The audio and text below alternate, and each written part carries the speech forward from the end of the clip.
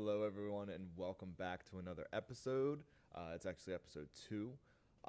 So, we have made just minor changes since the last episode as far as how we were going to be starting off today. Um, the small changes is mainly just so that we can get the other character that unfortunately was not able to join us last week because of COVID to get him written into the story. What we've done is we've backed up just slightly. So as soon as they killed the um, ogre zombie, uh, ogre zombie, they actually wound up setting up on um, some campfires to take a short rest. Everyone has been moved up to level 2, being that they were able to rest. All of the zombie and any undead enemies, things like that, were put into the bonfire. All people will put into will put into different whatchamacallit, into different corpse bags, I guess, or whatever, anything along those lines. I need to figure out how to turn that off. But yeah, so we're pretty much at that point, and then we're going to be wound up picking up in. I will unmute myself so that I can hear everybody. Hello, everyone, and welcome back. I was just letting everyone know that we've done a little bit of a retcon because being that the soldier from outside of town has not showed up to speak to you guys just yet. That's about to happen right now. You guys took a short rest, so everyone has healed up, become level 2. You guys helped the soldiers and any remaining citizens put the bodies into, like, lay them to rest, cover them over with sheets. You've burned all of the zombie bodies, the ogre zombie, anything along those lines, and you have a couple guys still holding down the front gate to make sure that all of that is working out perfectly fine. Other than that, am I missing anything? I don't believe so. Do we know how many of the bodies hit the floor, How many or bodies hit the floor? is that not something we were counting? We do not. I had No, okay. honestly, I had a list last week. I don't know off the top of my head right now. I believe it was 5. That I think. Are we playing drunk D&D where every time we kill a monster we take a shot? Is that what's Oh going on? God, that would that would be a thing. That'd be a whole entire thing. So Every nat 1, every nat 20, every yeah, time you kill a monster. there you go, there you go. We'd be in a lot of trouble. But so, other than that, you guys are pretty much free to, if you want to adjust anything, change anything, speak amongst yourselves as if you're still within the short rest, anything along those lines, and then we can pretty much go from there. Is there anything that you guys wanted to do? That for your stream, maybe? Can I use the camera in both places? Will it let me?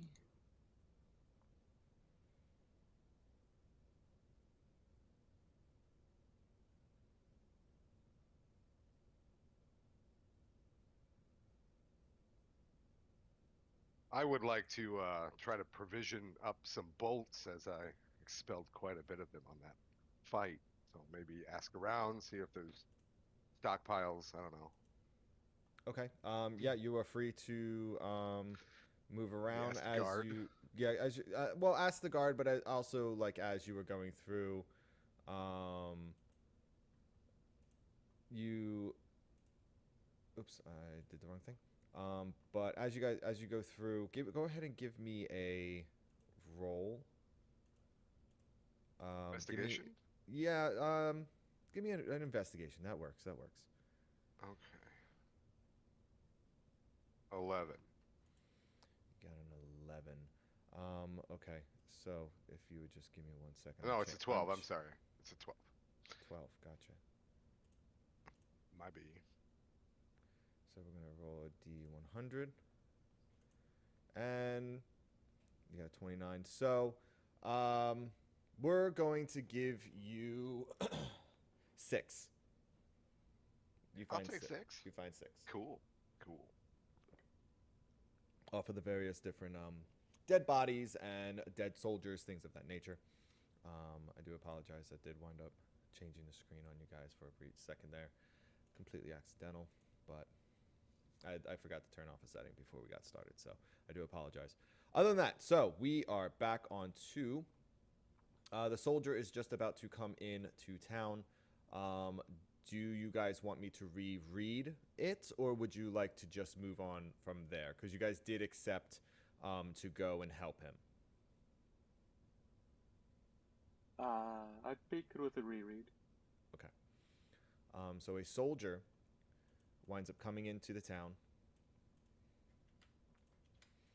He runs up to the guard that is with you, who is the lieutenant, and he informs him, Lieutenant, I bring word from the commander. The crypt is open, and the dead have risen. He stands in guard of the entrance, with the last of his men holding off as many as he can. He sent me to gather up more men in return. To which the lieutenant returns, Damn it all. Can't you see we have problems of our own here? We barely have enough men to safeguard the town. He sighs and looks around. Adventurers, you have helped us so much. We owe you a great debt, but I'm afraid I must ask for you to lend us more aid. My commander has taken a platoon to the old crypts in the woods. From what it sounds like, we could use people of your skills to aid them. Will you help us? Of course. Griswold stands up and just point me in the direction. Yes. Fantastic. And he turns his attention over to Sus and Wog. For the right price, of course. I love the voice. I love it. Thank you. Wog?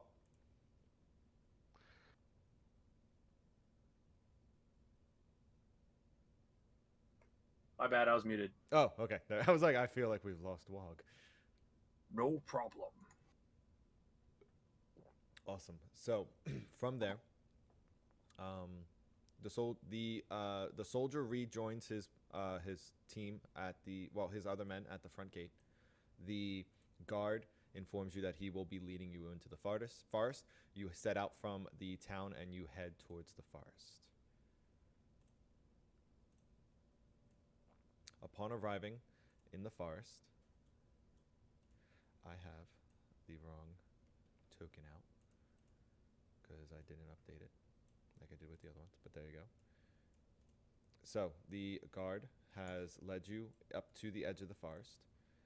As you approach the forest, a rustling sound can be heard from the right, and from around the edge of the trees, Nathan appears. Nathan, go ahead and introduce yourself. Hey there, laddies. I got me axe, me drum, and I was told from the king to come and help you with this quest. The soldier, the guard approaches you and takes the letter from you, winds up opening it to read that you are sent here by the king, just as his platoon was with Commander Hordak, to assist the commander and the platoon in whatever perils the crypt has caused, and the investigation as to why the crypt has been opened. So the soldier invites, the lieutenant has invited you to join them as you press forward to go to the crypt.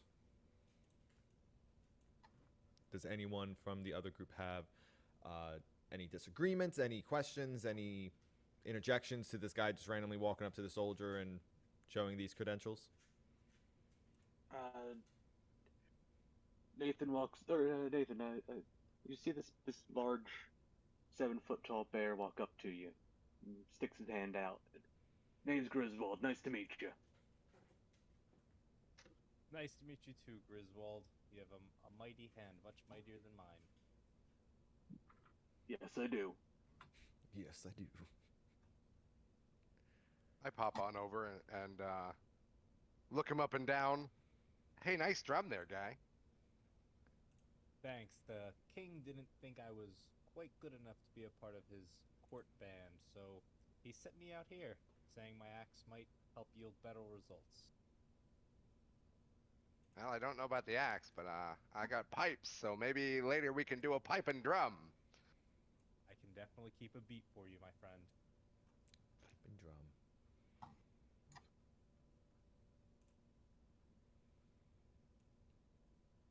Anyone else? Anything else before we press on?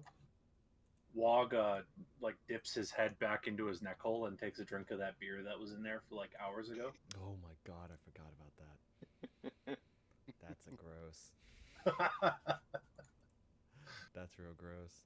Uh-huh. Griswold looks at you, Rog, and thinks to himself, "Man, I wish I had neck folds like that. I could use a beer." Okay, so the soldier kind of looks around, sees that you guys have finished essentially introducing yourselves, interacting, things of that nature. And he yells back, this way, adventurers. We must make haste towards the crypt." So as he approaches, he moves on ahead from you guys. Everyone is pretty much going to be about here at this point when he steps forward, and from around the tree comes out zombies that have now started moving onto your positions. Before we roll initiative and whatnot, Yep. can we see the moon? Is the moon visible? Like, other than cloud cover, is the canopy cover so thick that it covers the moon? It is not. It is not. It is very cloudy out. You can get glimpses of the moon, but you do have the ability to see the sky. Okay, I can see the sky. Okay, Yes. cool. Yes. Cool. So if everyone would give me an initiative, please. I'm going to attempt to see if this works this time. Whew. A nice solid 3. That's a great use of a nat 20. You did it, bud. You got it. I did. I'm not the only one that rolled a 2. I gave him his. Okay, I'll just have to do this the hard way.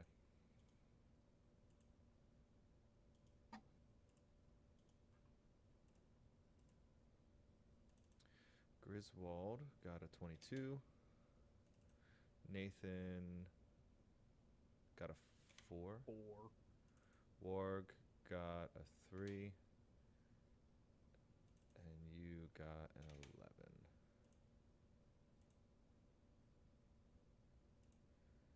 Why doesn't it? Okay, so I was hoping that this would work. It's not this time, unfortunately. I don't know exactly why, but it's working better than it was. So it's not the end of the world. So first will be Griswold.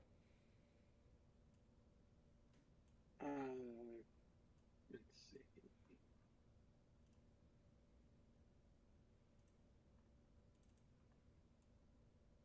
Griswold's gonna charge up ahead with his great sword at the ready. And he is going to swing at this guy here. Okay. 23 to hit, 14 damage. 23 hits, 14 damage. Nice solid hit. He lets out a deep moan. Just as you strike him in the chest. Awesome. Anything else you would like to do on your turn? That is the end of my turn. Okay. That goes on to Lucian. Lucian takes out his bow and aims for the one at the far left. Okay, go ahead and ping him. Ping him?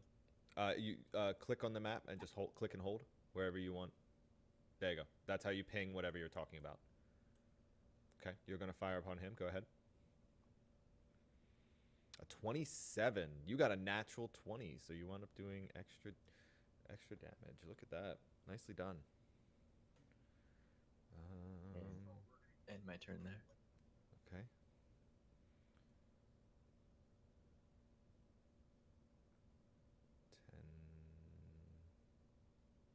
Ten plus 7, so 17, I guess. Okay. That goes on to moi.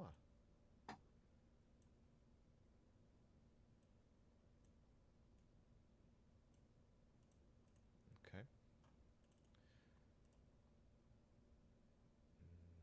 Boop. 21 to hit on That is a hit. Griswold and Wog. That's a hit. Okay. And you both take 6 damage. Okay.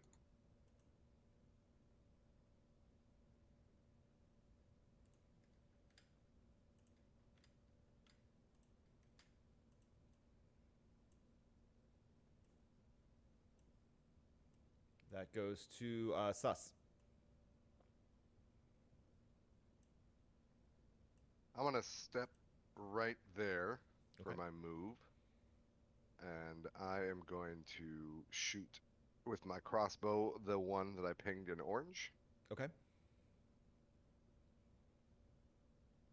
A 5. As you step to the side, you stumble over a twig, not a twig, but a stick on the ground, and you slightly lose your balance. So as soon as you fire your crossbow, it's off just enough that it goes flying past the creature's head. And then, as a bonus action, I'm going to lay my hand on Wog and say, "Lights on, turtle guy," and he's going to glow pink again. Yay. All right, you are glowing again. Very good. Just so that you guys do know, I did forget to say this. I do apologize. The lieutenant has a torch on him. So he is emitting light right now, which I'm sure you guys can see with the light references. But that is why he is illuminated. He does have a torch. Which goes to Wog. It is your turn. Okay. As my action, I'm gonna use my my shapeshift, but instead of actually shapeshifting, I'm gonna use my Circle of Spores feature, Okay. which basically awakens the spores that are around me to life. They give me 4 temporary hit points for each level I have in the class, so it's going to be 8 to start with. Okay. It lasts until those are gone or 10 minutes have passed. Okay. And that makes it so that my melee weapons also deal 1d6 necrotic damage. And then as a bonus action, or if somebody starts within 10 feet of me, as a bonus action, or if someone's already within 10 feet when they start their turn, I can make them take 1d4 damage once per round. But this makes it 2d4 instead of 1d4. Okay. So I'm going to do that as my action, and then my bonus action is going to be shillelaghing my main hand club. Okay. And then that is my turn. Gotcha. So are you doing the 1d4 starts next turn? The 1d4 can happen at any time. Okay. And right now I switch. It's now 2d4 because I used my action to do my shapeshift. Gotcha. But instead of shapeshifting into an animal, which I could have done, I did the symbiotic entity, which I linked in the. I'm chat. more asking is he getting hit by the D4? I'm not using that ability yet. Okay, sorry. That's what I was trying to get at. My fault. I'll probably use it as a reaction when this turn round is over. So when Justin's turn ends, I'll probably pop one of the zombies with 2d4. Gotcha. Just make sure to let me know when it does wind up happening. Okay. That goes on to Nathan. All right. I will bonus action rage, and I will move to here, right in front of this guy, and I will take a great axe swing on him. Okay. A 17 hits. Dice are hidden now for some reason. I don't know why. They're just black. Yeah, I just turned it off since it did that. How do you turn that off? You go to settings and then graphics, and you just uncheck the animated graphics. Should turn it off. Interesting. Are you talking about the? Oh, it may be When because other people dice, it or rolled the dice, it was hidden. It was black. Gotcha. That's interesting. I don't know why I was doing that. Okay. So you wind up coming down with your axe and you catch him in the side of his leg, and you wind up doing 8 damage to him. The gooey blood. You actually give me a perception roll because you were not here for the last encounter. This is your first encounter with them, so go ahead and give me a perception. You got an 11. Okay, so as you strike this creature, you can recognize that it's obviously some sort of like man humanoid creature that has cuts and kind of its flesh seems to be almost falling off of its skin. Off of him. He's moaning, trying to like swing at you. You come in with the axe and you catch him in his leg. The blood that is now present is almost coagulated. It's not flowing, more of it's like almost goopy.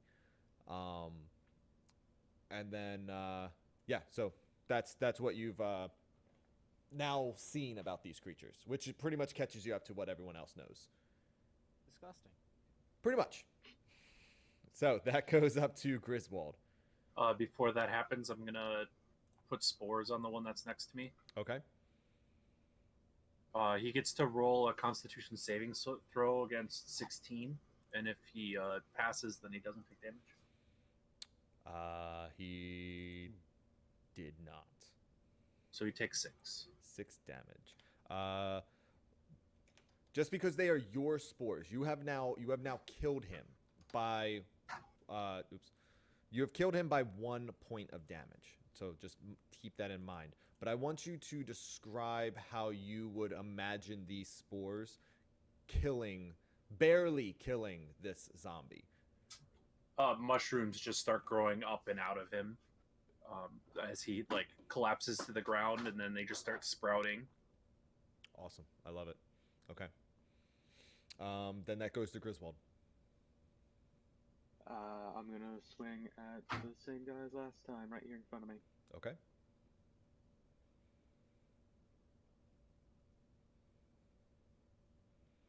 $11 to hit. 11 hits. Ooh, 14 damage. Very nice. And you are swinging with a what? Great sword. Great sword. So you come in. You swing in. Are you one-handed or two-handed?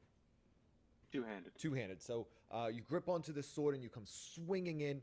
It goes straight through his arm and then into his side. You cleave it, you put a giant gash almost halfway through it into his stomach. His arm severed clean from the elbow down and just drops limply to the ground.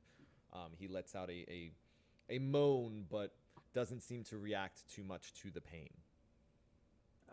Griswold makes a note to self to remember to grab the arm before we leave. Okay. Love it. That is the end of my turn. Okay, then that goes to Lucian. Lucian turns around and sees another beast and wants to help out his friends. Okay.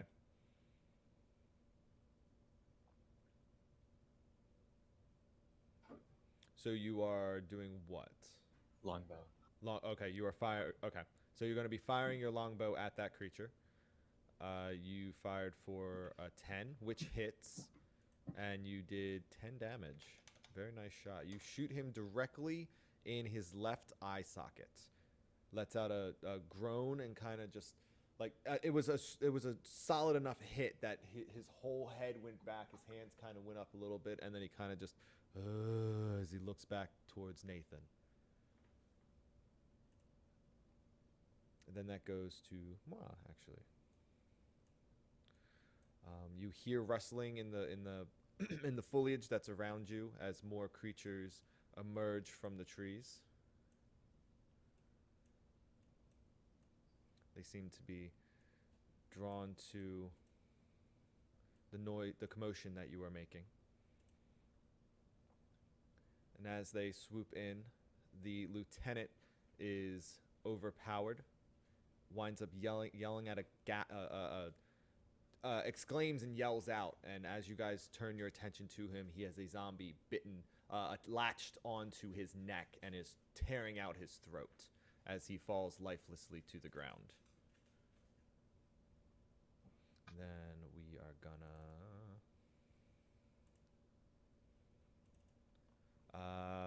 22 to hit. Griswold, you are receiving 2 attacks. Okay. And Nathan, you are receiving 1. Each of you, for each attack, receive 5 damage. So Griswold, that is 10. Nathan, that is 5.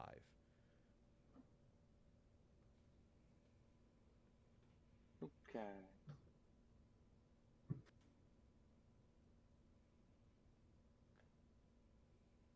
That moves on to Sus. Us is going to take another shot at the zombie in front of Nathan. Is he in my way? Yes, the zombie will have partial cover. Okay, well, which maybe is a I'll plus just shoot 2 this one. Which is just a +2 to his AC. No, I'll shoot this one. That's fine. Okay. The one over on Griswold's side. Okay. I rolled it twice. Oops. So we'll just go with the first one. Okay. 6 points of damage with 19 to hit. Very nice. You strike him in the left shoulder with your bolt. Excellent. Is there anything else that you would like to do other than attacking? That is going to do it for me. Okay. So since I messed up, I just changed it anyway. Made it so that you guys are in order. Wog, you were actually supposed to go after Nathan. I moved you guys into the wrong spot. So we're just going to leave it as it was. Wog, you're going to go next. Okay. I'm going to move.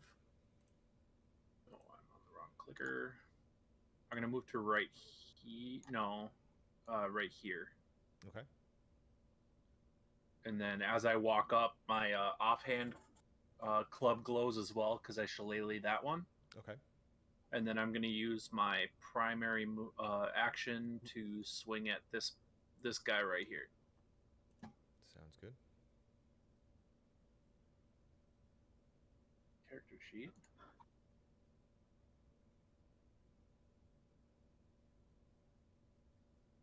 Yeah, that one. 21 to hit, 13 damage. You hit with a mighty 13 damage. 6 of it's necrotic, 7 of it's bludge. Okay.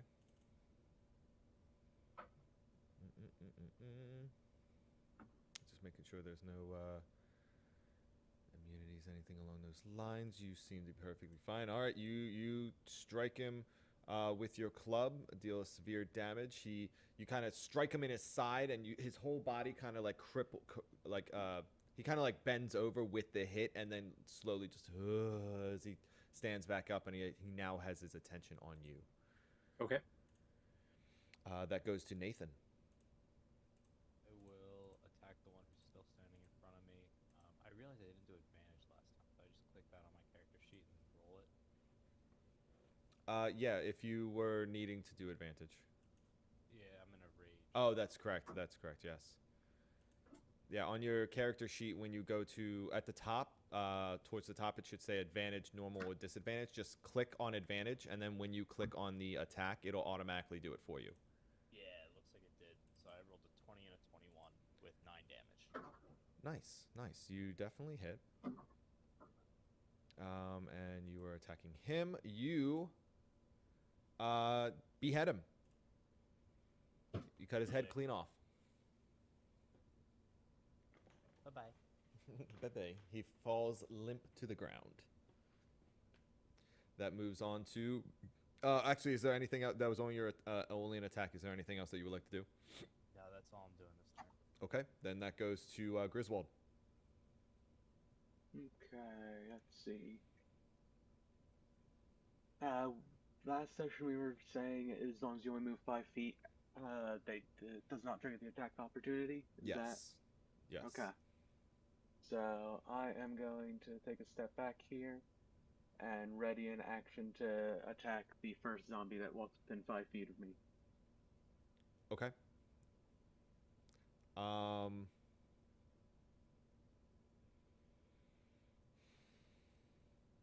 Okay, that's fine.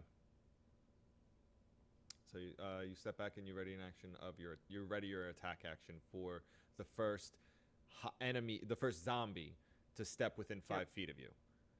Okay. Yep. Then that goes to Lucian. I take a step forward. Okay.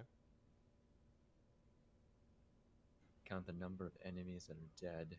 1, 2, and then see the next one.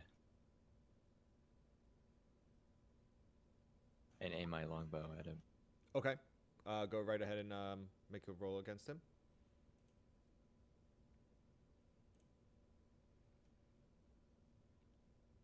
You got a 16 with 5 damage. So you fire your arrow and you hit him directly in the stomach.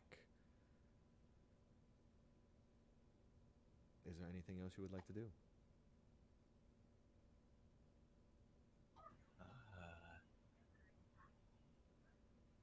No, I end my turn. Alrighty, then that goes to moi. This one, when he starts his turn, Yeah. he's gonna take 2d4. Okay, go right ahead. Give me that roll. And I apologize. I said it was 16. It's 14. That's my bad. Oh, that's right. I that's perfectly fine. I wouldn't have made that save last time anyway, so no issues. And you said it was a Constitution, correct? Correct. Yep. Correct. I fail, and some mushrooms start to grow out of him. Okay.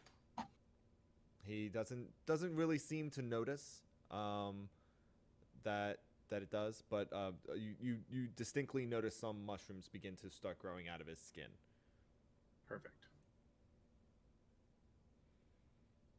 Steps forward. You can see that this zombie here and this zombie are busy devouring the corpse of the lieutenant. And Justin, I will give you an attack of opportunity on this one here. Works for me.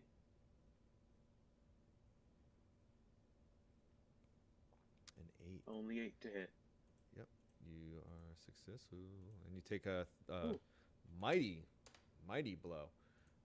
You come through, and as you slice down, you go straight through his shoulder blade into his chest, and you hear the shoulder blade crack as you go into his chest. I let out raucous laughter as I hear the bones crack beneath my strength. Very nice.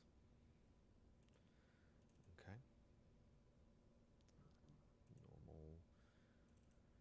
Normal. Oh wow, I am. Okay. So, Warg, you are receiving 2 attacks, and Griswold, you are receiving 1. Each attack is worth 4. So Griswold 4, Warg, you are getting 8. And that was they passed the 17. Yes. Okay. Temp's gone.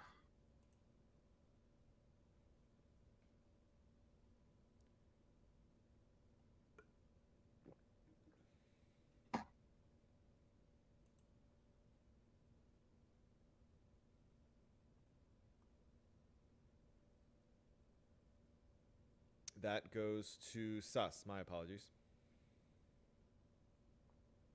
Oh, no worries. I am going to shoot this one with my crossbow. And that's an 18 to hit, 7 piercing damage. 7 piercing damage. Your bolt strikes him in the upper thigh with a thud. Thud and a squish. Oh, a squeeze. A squish. Would you like to do anything else?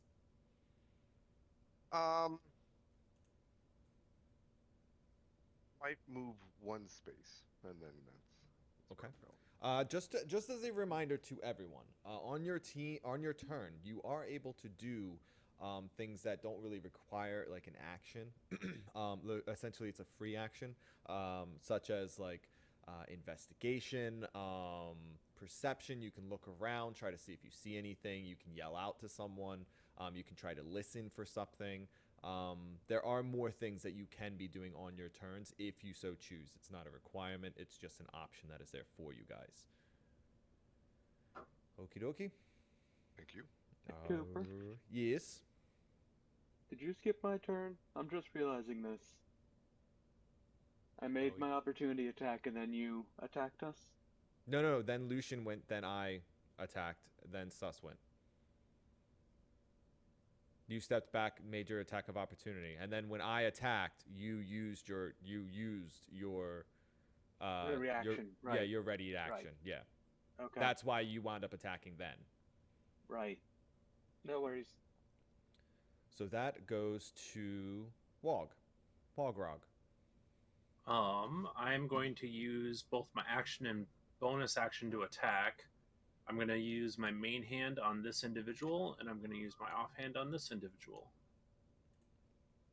So, main hand out the. Can you symbiotic. ping them again? I apologize. Main hand on the right hand one, Gotcha. and offhand on the left hand one. Gotcha. I'm tracking. There's that one. And then Main this one. hand. Okay, so you have killed the first one. You smack him with your club, and you notice, like, as you hit him, more spores begin to grow out of him, and he essentially becomes covered in more mushrooms. They continue to grow now that he is deceased, and he collapses to the ground. The other one, you strike him, and he lets out a oof as you strike him in the stomach. Okay. And then that goes to Nathan. I'll move up to this guy next to Grizz, and I will take a swing with. Great mighty sword. Sorry. Black sword, right?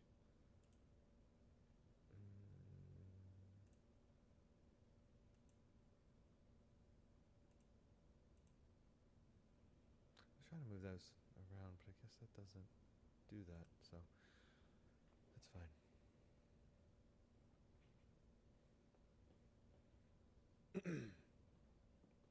It didn't scroll down my thing for a second there. My apologies. So you got a nat 20. So you did 26 damage. And you're using what? The great axe. A great axe. As you come in your rage, you come running up to this zombie and you lift your axe above your head with both hands and come straight down on top of its skull, splitting him in two. To the point that you come through his skull, through his body, and slam your axe into the ground. Sucker-free Sunday. And he splits in half. So that goes up to Griswold.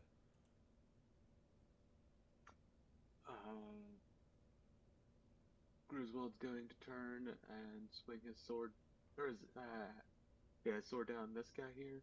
Okay.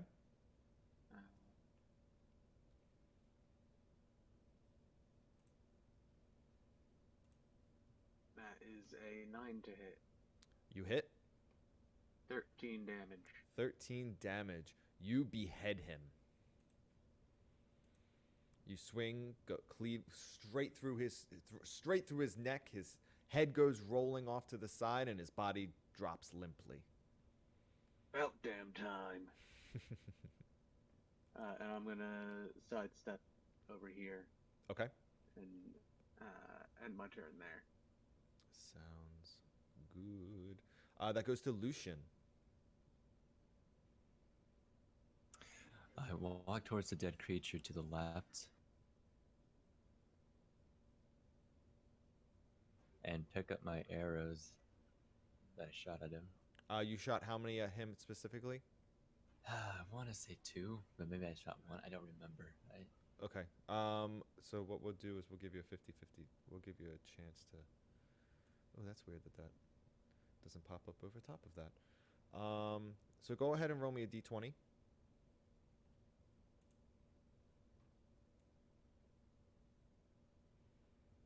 Two. You were only able to find one.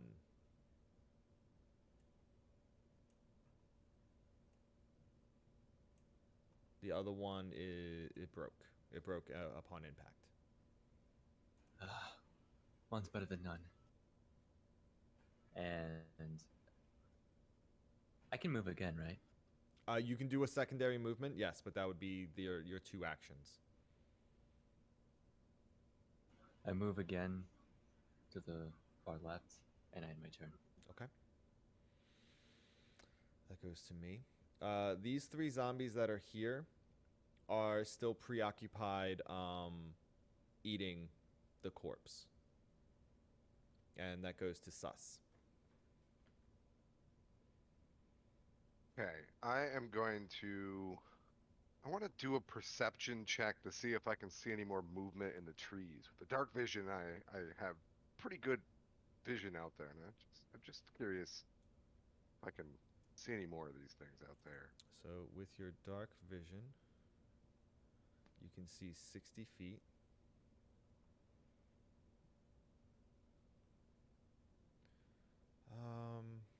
Maybe I'll move up to here. Okay, you should be able. I'm just gonna move you just real quick. Yes. Okay. So, from what you can see, oh well, sorry. Roll me a perception check first.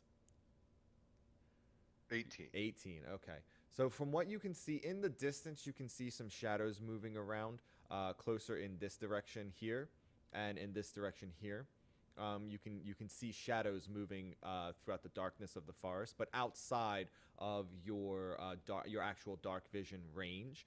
So you're more or less just seeing shifts of shadows from the light that's coming through from the moon in the trees. So you do know that in this direction and in this direction, at the bare minimum, there are creatures of some, or there is movement of some kind. Okay. Good to know. I just used my remaining action to alert the party and say, "Hey guys, I see some stuff over in the trees over yonder. So we may not be done here. So let's finish up quick, yeah?" Agreed. Love it. That goes to Wog.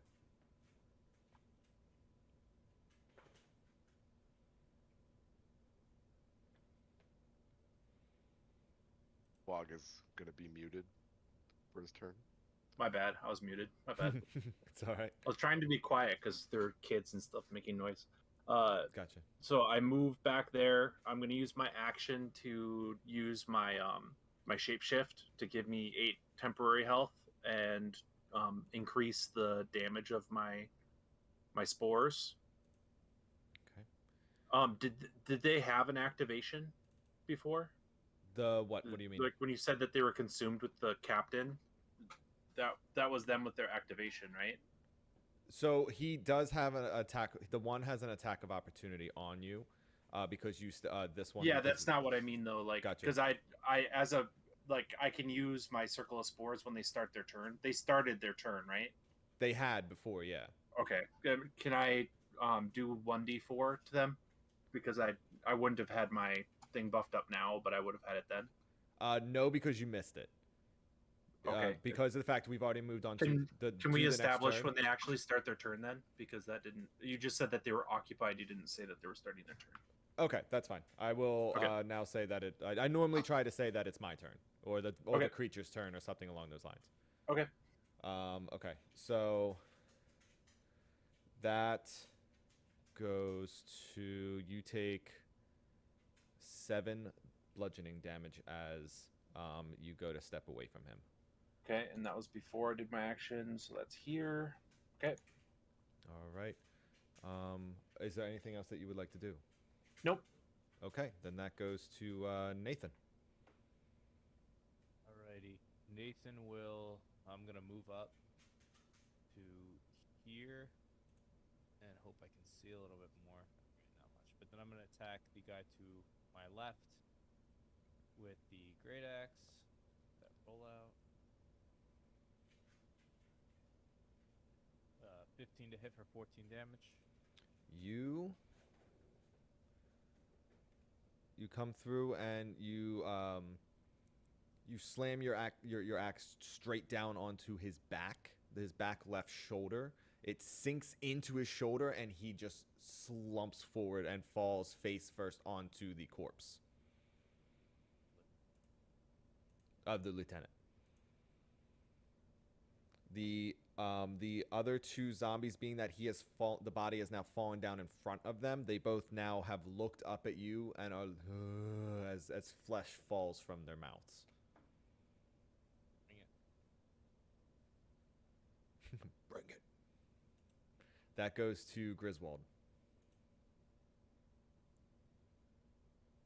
Okay, so I think I'm going to go 1, 2, 3, and be around the tree over here. Okay, so because of the fact that essentially in the center of the trunks are in the center of the tree.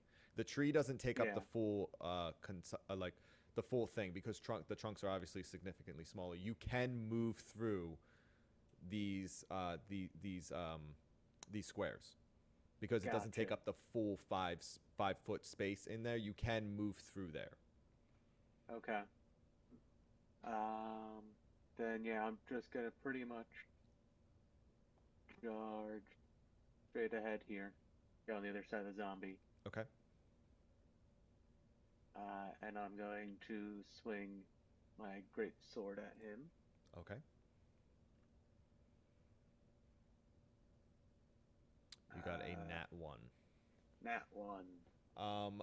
So as you are charging past them, in order to get into position, you actually trip over the lieutenant's torch that he had dropped onto the ground, and you are now kneeling. Okay. As a bonus action, I'm going to use Second Wind. Okay. To regain.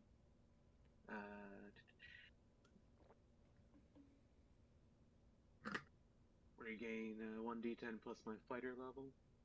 Okay. It's 5 plus 2, 7.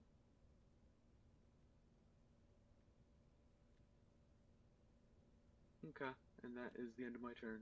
Nicely done. That goes to Lucian.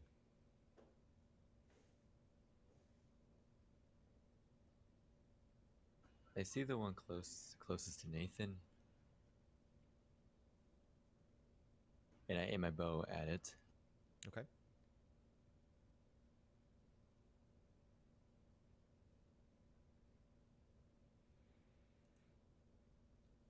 A 23, very nice.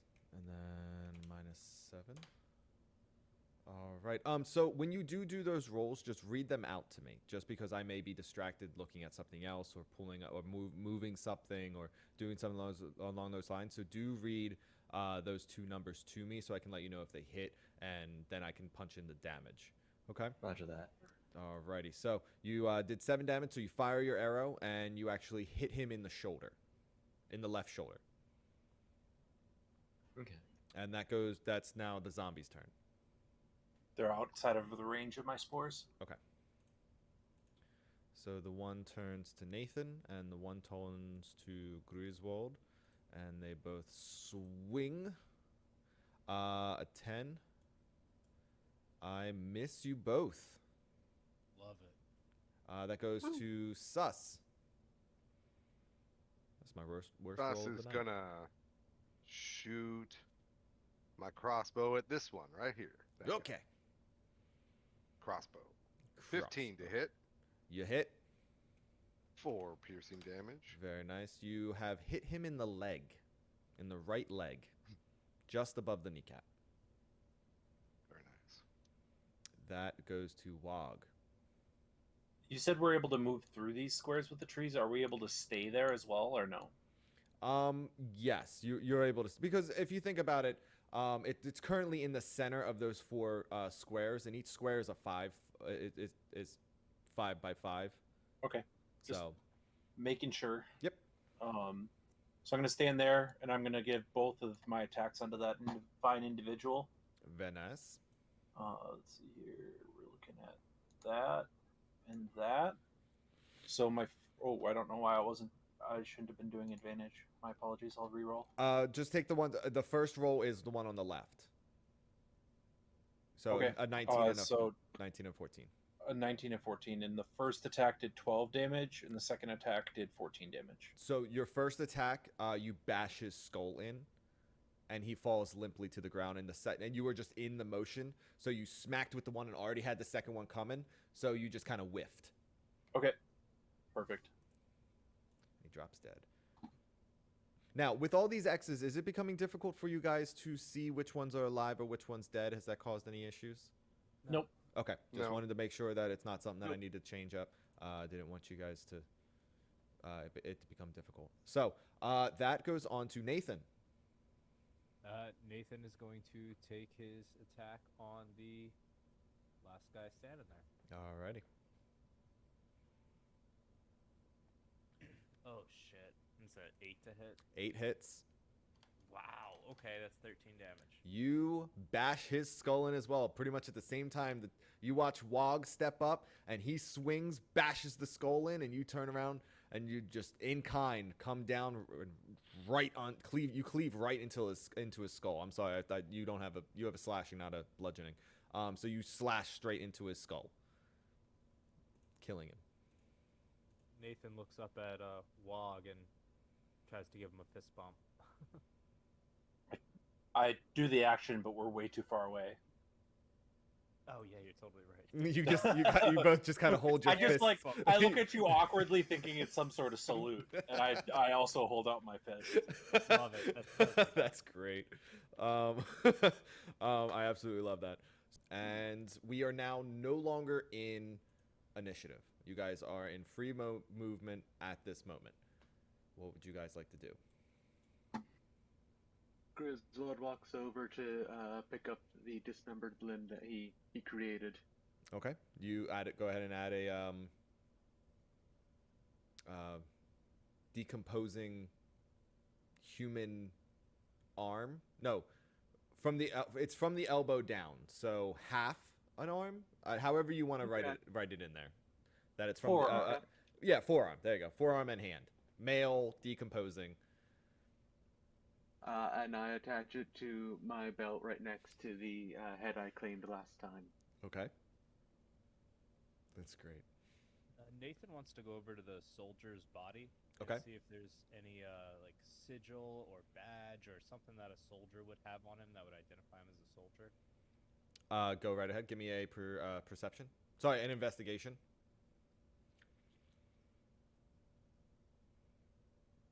You're still rolling with advantage, just so that you know.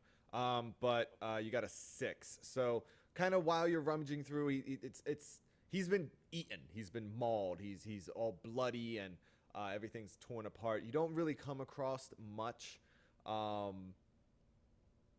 in the form of like a badge or a sigil or anything like that. You do notice that his torn and destroyed cape has the sigil of the kingdom that he came from, but it's covered in blood and it's torn. I just leave it there. Okay. I'm going to pick some of the mushrooms that are on the zombies, and I'd like to do a survival check to see whether or not they are like eatable. Sorry, you want to do what with them? I want to see if they're eatable. Wait, what is edible? The mushrooms that are growing off the zombies. Oh, that's a good question.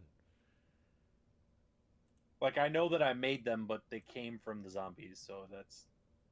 Give me a high or a low. Hi.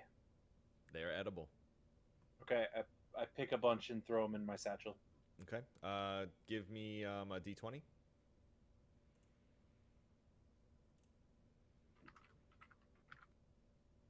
You Pull are three. able to find 5 of them amongst the bodies that are grown enough and not covered with like blood and guts and stuff like that. Okay. I am I look- going to. I look very sorry. pleased with myself and it's not like a pouch on my belt. It's like a pouch in my shell. Oh god. Like I like throw them in my armpit, basically. Okay. I'm gonna check for bolts, and as I do, I'm gonna walk up to Wog and put a hand on his shell, and say, "You're looking a little rough there, guy," and cast Cure Wound, Very nice. and that is going to be 4 points of healing to the Turtle Man.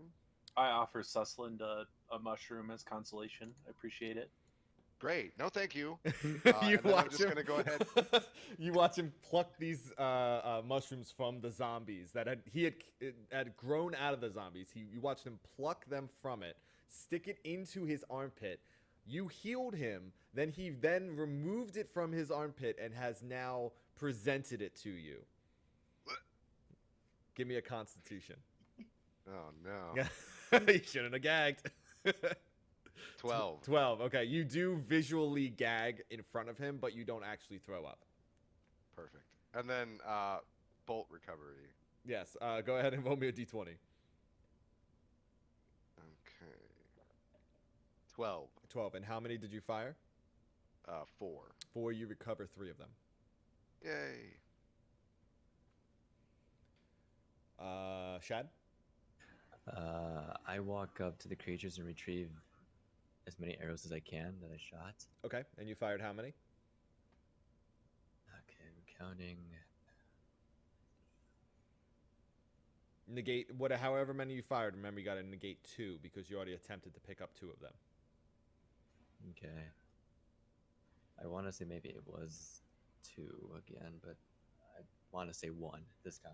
Okay. So, moving forward, even if you have like a little notepad next to you, you got to keep track of how many arrows that you fire, just so that, because if you were to run out of ammo somewhere down the line, you won't be able to, like, you don't have infinite ammo. You have to track your ammo. Okay.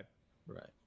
And there's too much going on. I can't, unfortunately, keep track of it. So even just a notepad next to you, they put a little tack mark, and then as you like retrieve them, you cross it out so that at the end of the stream, you know how many exactly you have lost or anything along those lines. However you want to do it. But we'll go with that. You fired 2. You were able to recover 2 of them. I can roll D2, right? D20 or. I rolled so high on that one that you found them. You found Okay. your other 2. So, and then yeah, moving from there. It's up to you guys. Where would you like to move? You can move. You know what? Actually, the best way for us to move about this. Do you guys want to move as a team, or do you wish to move as individuals? I'll leave that up to you. Can I do one more thing before we move Certainly, by all means. on? Griswold walks up to Nathan, who was checking the soldier's body. What a great idea! What did that do? And he starts to pat him down for any healing potions. Okay, go ahead and give me an investigation. 11. An 11. You are able to find 2 healing potions. 1d4 plus 2? Yes. Or is that just a 1d4? I believe it's a 1d4 plus 2. Okay. He's going to pocket one of them and say, "Don't mind if I do," and pop one of them right away. Okay. 4 plus 2. Another 6. Very nice. Anyone else need one? He looks around at everyone else in the party. No, I'm good, thanks, sir. I'm fine, thank you.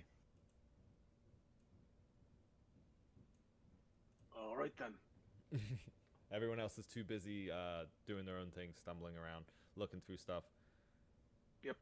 Nathan is just upset that he rummaged that body and did not find anything, and then watched a bear man find 2 healing. Well, to be fair, all right. So just Oh no, hit. no! It was my role. I'm fully aware. Oh of no, that. no, it wasn't. It wasn't just your role. It's the fact that you specifically said that you were looking for Yes. one thing. Absolutely. So if you had said like, I wish to just search his body, and if I just I'm mainly looking for this, but I just want to see whatever's on his body. That way I can broaden it. But if you are specifically telling me that I want to look for a sigil, and you look through his body, you're going to ignore everything else.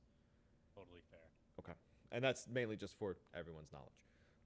And then from here, what we can do is you guys kind of have free roam as to where you would like to move, how you would like to move. You can move up to your movement speeds as you go, and we'll just kind of stay in initiative as we go. Unless you guys want to absolutely say that you're going to stay in a group and you want to move as a group, and as a group decide where you want to move. So those are your two options. I'm fine to just follow the group wherever you guys want to lead. You got my sword. Okay. Yeah, Nathan pipes up. I've never seen these zombies before, so if you guys have any idea what we're doing here, please let me know, and someone please show us where to go. Where gonna do we kill go now zombies. that the guy is dead?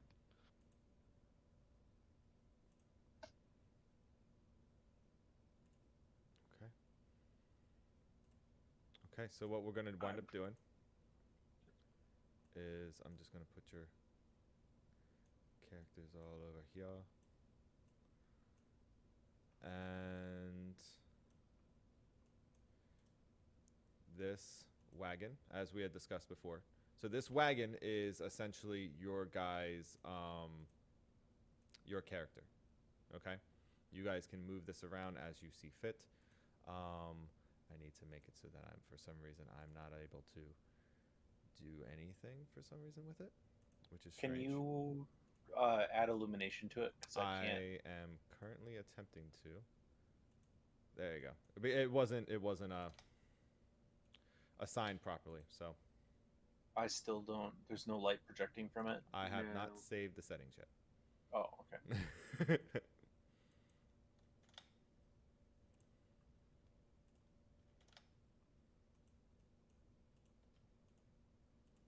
There you go. Much better.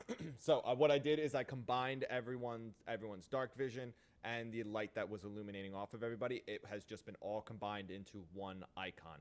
Now, your movement is as far as whoever has the least movement. That's as far as you can go. If you're staying as a group, you can only go as far as the weakest link, essentially. So 30, I think. Is anyone below 30?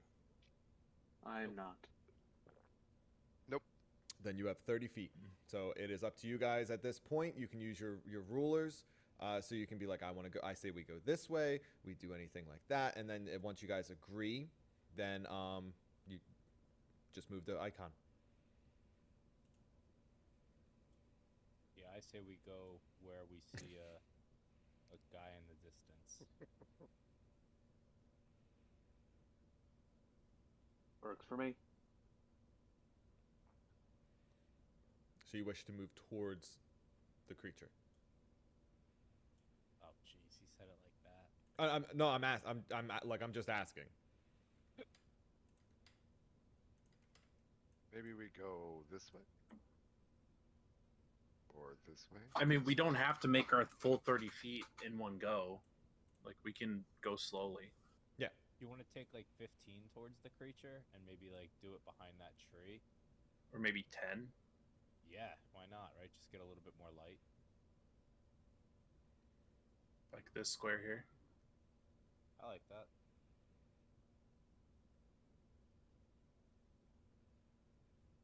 Anyone opposed?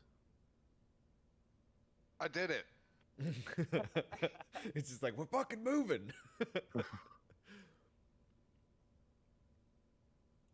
So I say, seeing those zombies there, and we're not being forced out of the party wagon yet, so they probably don't notice us. Metagaming. We go like generally this way, but slowly still. Do you want to? Sure. So we only want to do maybe half of that, as you said. We don't Yeah. gotta move the full 30. Yeah.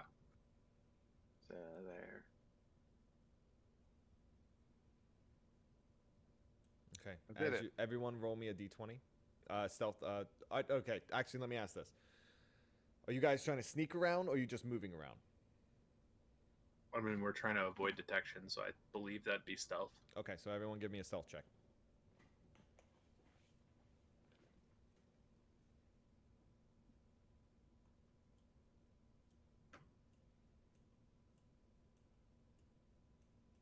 The ranger blew it.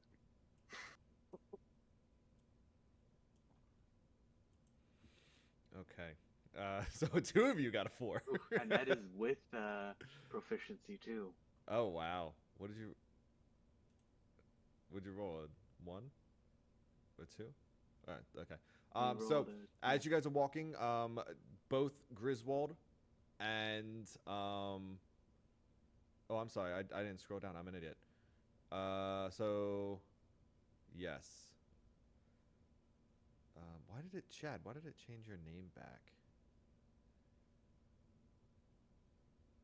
Lucian steps on a branch and snaps it, and then you begin to hear moaning in the woods surrounding. And as you're going, you can notice that the one zombie has started moving towards you. Like Nathan's nat 20 didn't count for anything. Nathan was super quiet. He didn't make a noise. Quiet as a church mouse. But if you guys are walking in a group together, each one of you have your own feet.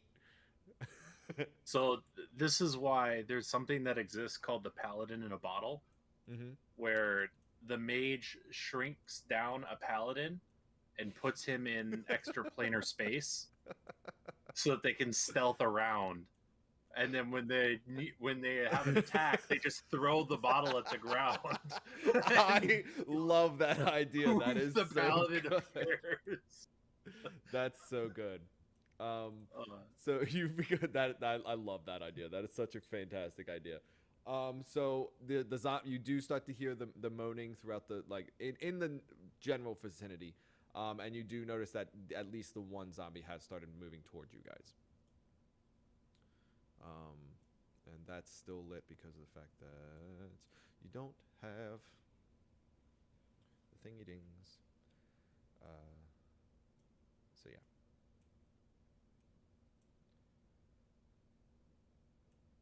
We want to keep moving away from it, or are we going to take a stand here? Let's shoot it. I cannot, but go right ahead. Agreed. Let's shoot it. Oh, my vision. Okay. Okay.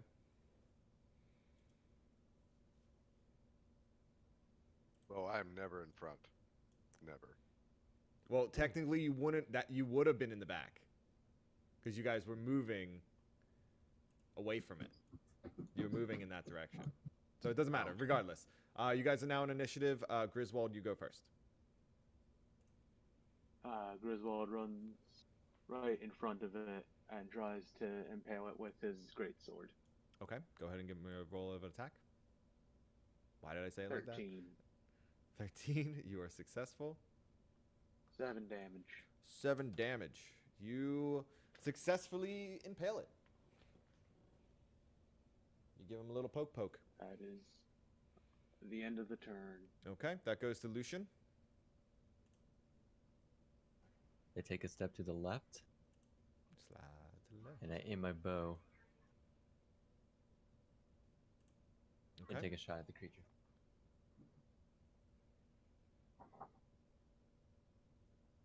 14 plus 7, 4 damage.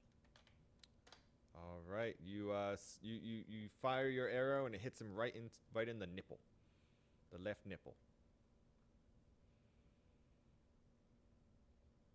And then my turn. Okay. That's why. Okay. That goes to the zombies. Out of range of my spores. Okay. You hear rustling around you as more begin to enter into your range of sight. And Griswold, he attacks. Okay. We got a 10 to hit. That does not do it. He swings and he misses. That goes to Sus. I am going to step right there and take a shot at the one in front of Griswold with my crossbow. Okie 13 to Yeah. hit. You hit. That's for 2 piercing damage. Your bolt hits him in the thigh. In Piercing. his right thigh. And that goes to Wog. Okay, Wog moves up to here. And I'm going to put both of my attacks into this fine fellow. Okay.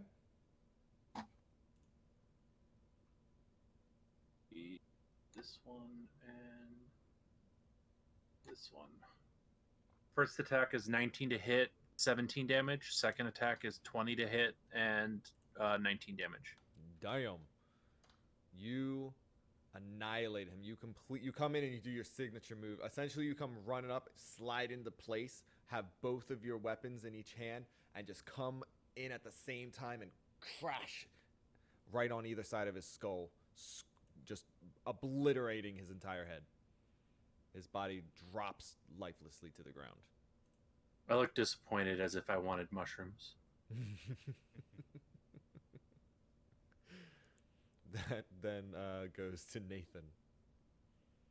Nathan will. I'm gonna move up to be right next to Grizz here and take a swing on the guy in front of him. Okay. I'll bonus action rage and do that with advantage.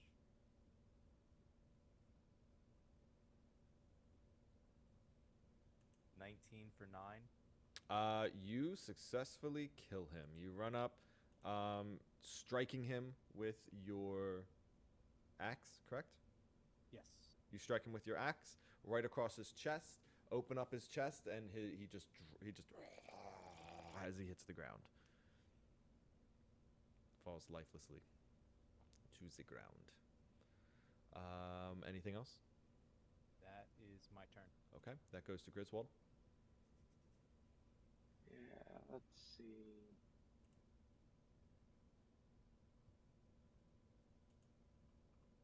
Grizz is going to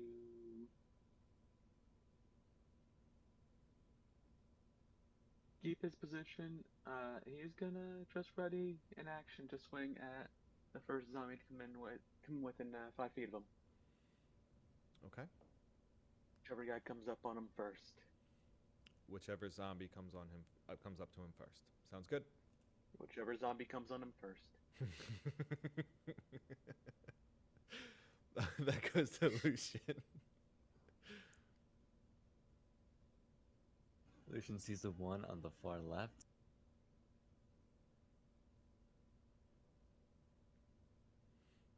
And takes his shot at it.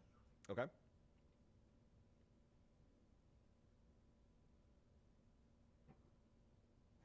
$22-4. You strike him in his chest with your arrow. Anything else? Again in the chest. That goes to Zombie's turn. None are in range yet, but if they move within 10 feet, I can spore them. Well, that has. I spore that one. Okay. And I swing at that one. 3 damage, DC 14, con save. Okay. Doop-a-doo. Up-up-up-up-up-da. They fail. How much damage? 3. Okay. A singular 19 mushroom to hit. sprouts out of his shoulder. 19 hits. Yep, 15 damage. 15 damage. You slice his arm off.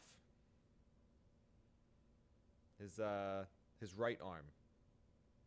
Just above the elbow. Did I get a left arm last time? Last time was a left arm. Yes. And So you have 2 left arms. don't need that one for my collection. Gonna make me a dude. Yeah. He steps forward, and we're gonna have an attack on Wog and an attack on Grizz,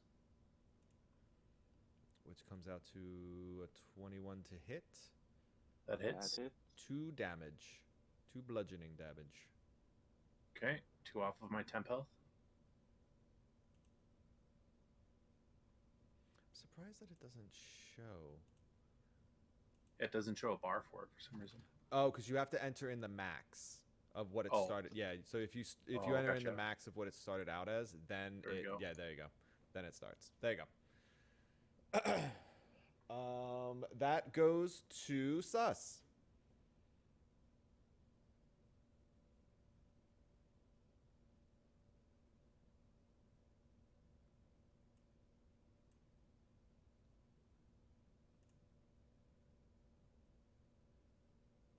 You there? I can't hear you.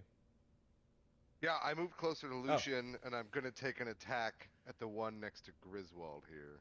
Your background is amazing. That is fantastic. It's like I don't even really even need to be here. Oh, there I am. I just fucking Here, I'll noticed. just slide out of frame. Oh, I hope that everyone else can see that because it's amazing. That's You're- amazing. Oh my god, You're that was. Turd, Turd, we're gonna have a conversation later, and I want. Oh my god, That's fair. you deserve that. Okay. You deserve that. Oh, thank you. Thank you. Oh, that was Great. good. That was really good. Okay, Carraspo, 16 to hit. On who? I'm sorry. On who? The one next to Griswold. Gotcha. And then that's for 5 piercing damage. 5 damage. Got it. You hit him in the side of the neck. He lets out a.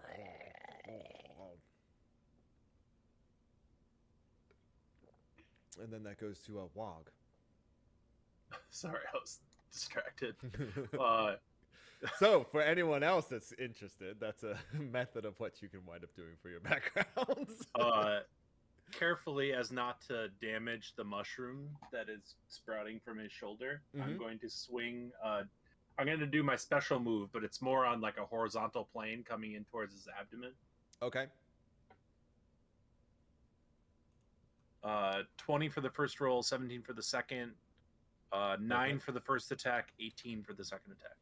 You come in and you hit on either side of his abdomen, and you hear as the ribs begin to break, more on the left side than the right side, but his chest kind of like concaves a bit with the hits, and then he drops to the ground lifelessly.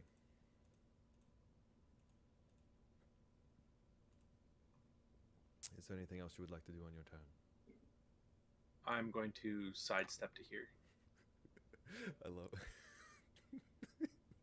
fucking Sus has just disappeared and it's just his background.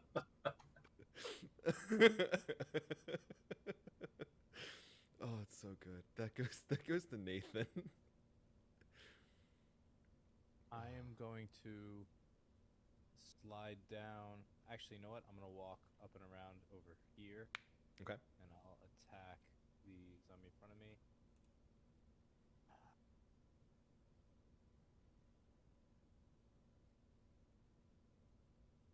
The 21 to hit for Okay. 14, and I realized I wasn't adding the +2 for rage on the damage, so it's really a 16. Okay. Either way, you cut him in half, You go straight. You come in and you try to strike at his stomach, and you wind up just cleaving straight through his stomach, through his spine, and right out the other side. And both pieces just fall to the ground with a thud. And that is my turn. Okay, that goes to Griswold. Let's see. Yeah, I mean, he's gonna come over here and swing into this guy over here then. Okay. And he's going to try to take off his right arm this time. Okay, so he's intentionally swinging at the right arm. Gotcha. Yep. 9 to hit. You hit. 10 damage.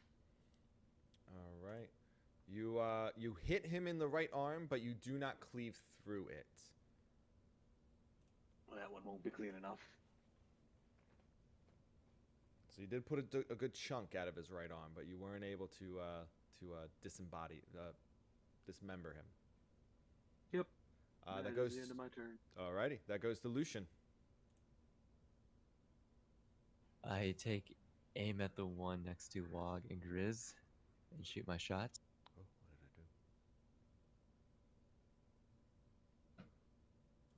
do? 16-9.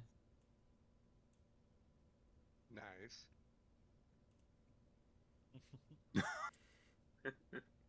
You fire your arrow and goes into his right ear, and he slumps down. It follows the arrow. It penetrates his skull through his ear, and his whole body follows, and he slumps onto the ground, dead. That goes to the zombie's turn. He moves up, and he has attacked Sus. Oh. 5 to hit. Walks No. up, swings both of his fists at you, and just misses. That goes to Sus. Well, Sas is going to sidestep back a ways and shoot this one with the crossbow. Alrighty. 15 to hit, You hit. 2 to pierce. Your bolt hits him in the arm.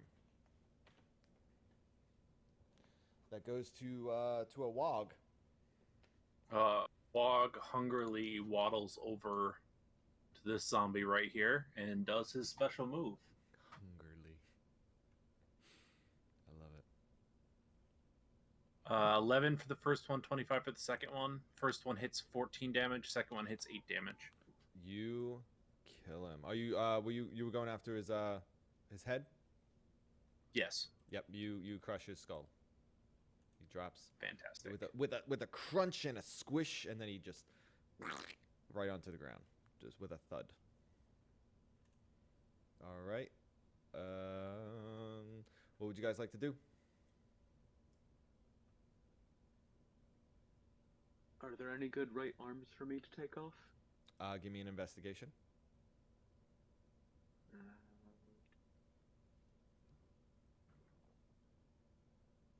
19. You do find a right arm to that suits your wants, that you remove. Perfect. Yeah, that you remove and attach to your belt, I assume. Yes. There you go. Also a human limb? Yes, it's a female right arm. Okay.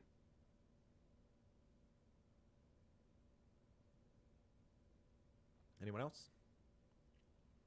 I wish to pick up the 3 arrows I shot. Okay, give me a d20.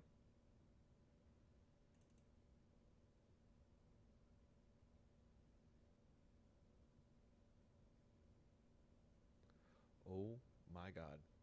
Oh, because every time I try to open that, it won't. There you go. You find none of them.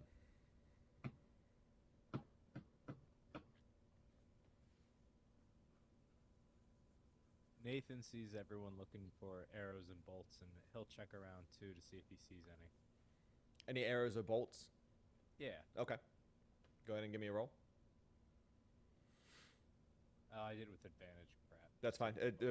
We just go out for the first one. It was an 18. You are able to find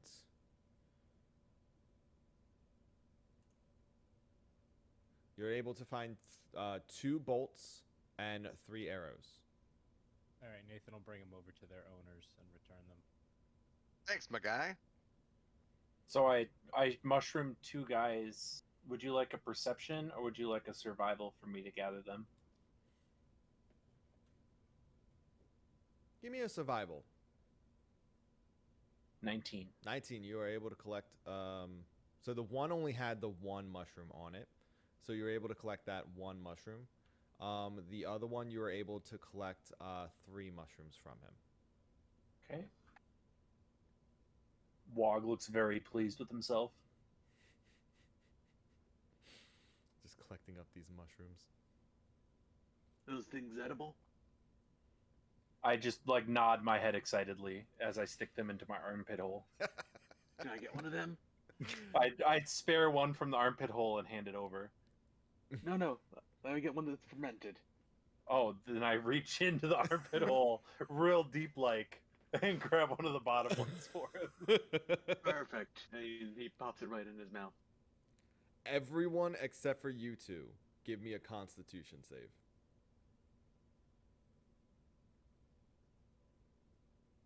Well, You gag, but you're fine. We're gonna spend this Nathan, entire you're time perfectly just being fine. You just don't even. disgusted. You just don't even like. It doesn't even phase you. You're not even sure you actually like just saw what you saw, so it kind of just goes over your head. Shad, you throw up. Delicious. so I'm gonna walk over to Nathan, and I'm gonna put a hand on his shoulder, and I'm gonna say, "Shine on, you crazy diamond," and cast light. And he is going to glow white light out of him. Okay. So he is now glowing with white light. You also still have your lit torch. So at this point, you can choose to like put the torch out or drop it on the ground or carry it with you. It's completely your call, but you are emitting light as if you are a torch. Nathan Actually, I feels might be. the glow around him, and he says, "Which way, guys?" Oh, I thought there was a way that I could. I believe I'm still glowing as well. Ooh, So we You got are. Like 2 glowing individuals. Yes, Let's and fan you out. wait. Hold on. I can actually do this. I just realized. You said he was a pink light.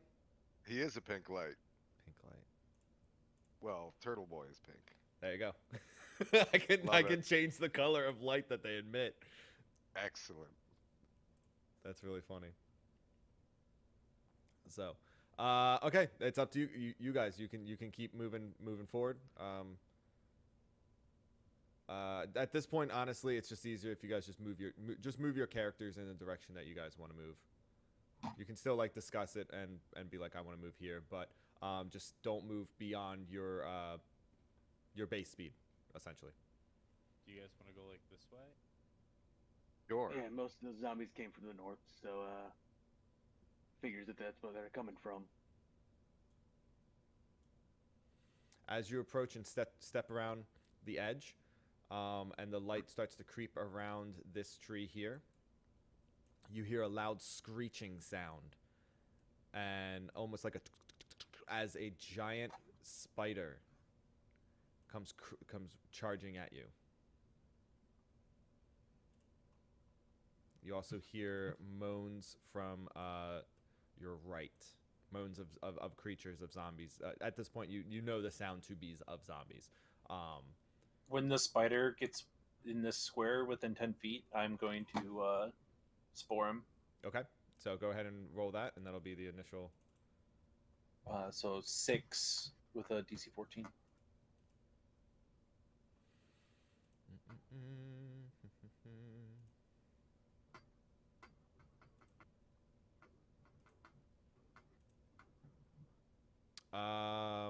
He succeeded.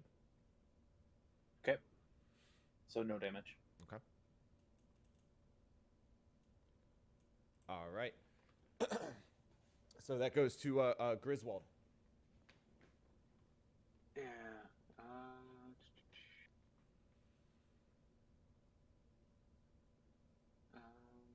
gonna go over here next to Sus and swing at it. Okay.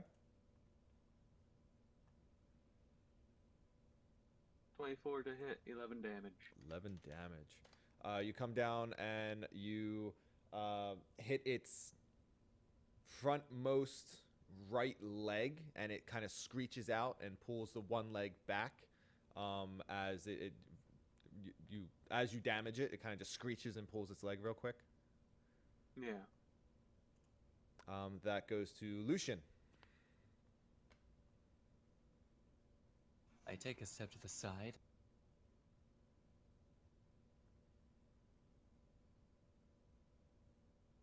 And warn Grizz and Sus to watch out because I'm about to shoot an arrow. Okay.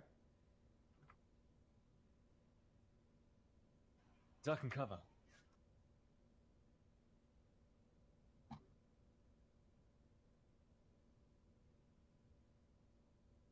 $21.9.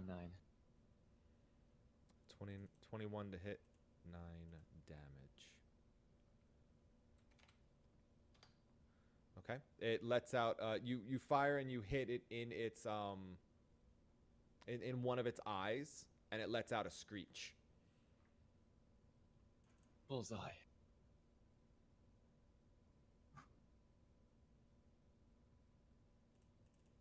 That goes to my turn. It is the spider's turn. Okay. Anything in adventure?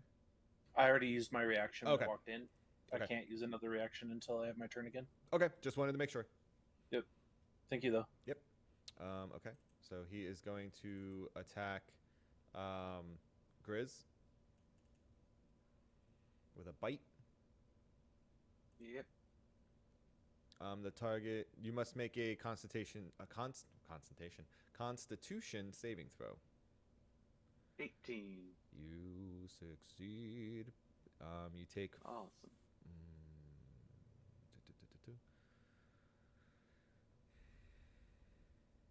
Take 6 damage, 2 of which is poison damage. Okay.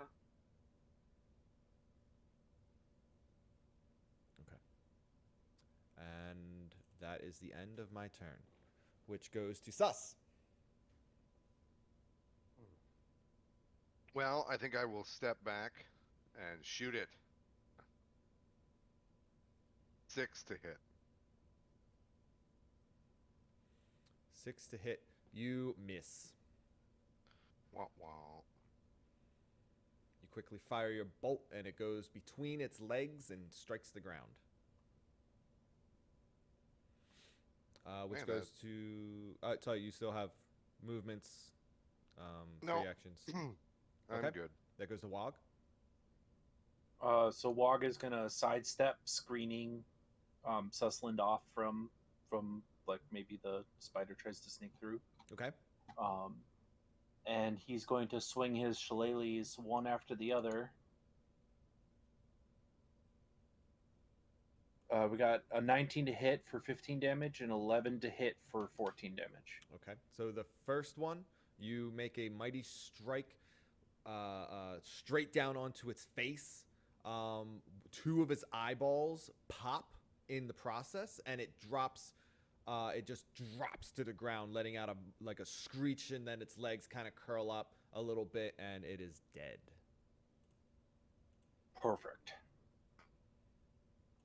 And the other swing, like you did this, and the other swing, just like you kind of were like in the motion to like hit it again, but the whole thing dropped, so you just kind of whiffed.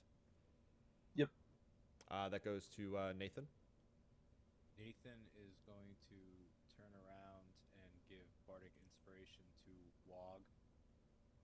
And then he's going to wildly yell as he runs up right to here and attack this zombie. Okay. Okay.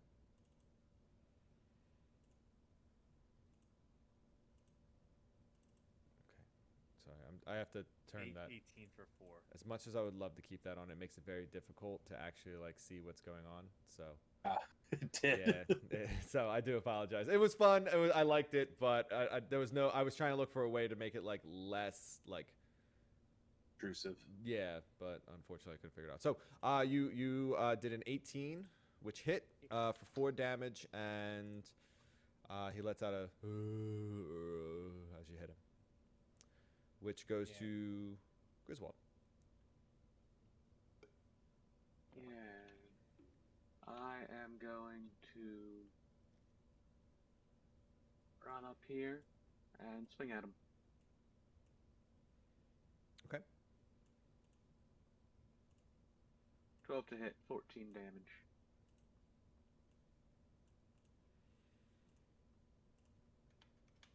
Boop, boop, boop, boop, boop, boop, boop. You come in and you slice him across the chest. The oozy kind of blood starts to flow out of it, and he lets out a moan. Awesome.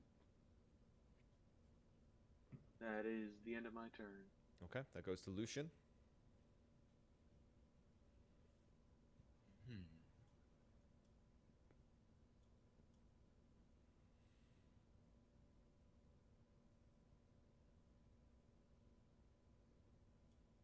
I walk across, passing the dead spider.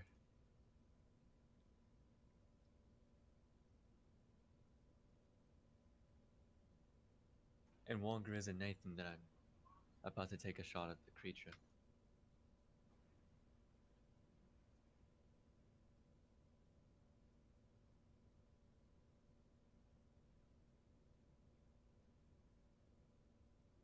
Get down.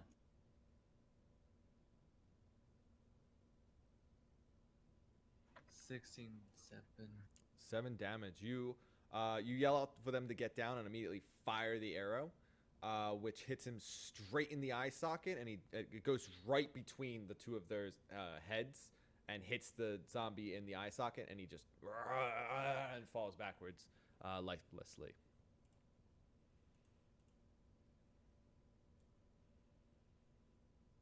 Very nice. Thank you. Okay. At that point, all the immediate attacking zombies are incapacitated. You guys are kind of semi out of initiative again.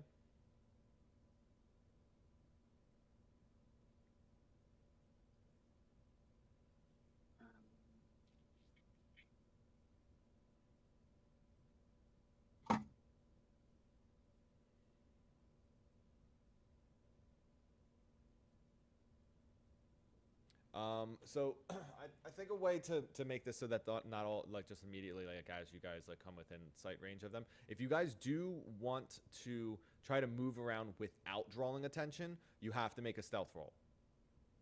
Otherwise, you're just going to be walking normal, just so that you guys know. Okay. So this is for the move I just made. You're fine. Yep. And 17. Okay. And do you want to just tell us when we do another one, or is it every time we move? You want us? It'll be unless something changes. That'll be your roll. Okay. And is that like safe from where we landed, or is that like? That's why you're moving. Like it's Okay. just because you got to think like you guys aren't like walking to that spot and stopping unless you're choosing to actually stop. You're kind of just like moving. It's one fluid motion of you guys like moving around and looking and trying to like go. But it's just so that like everyone gets a chance to like move first in case they do something that like causes everything to stop. You know. So at this point it would be like Sus go ahead and move, and then once Sus moves, Nathan move, then Lucian move.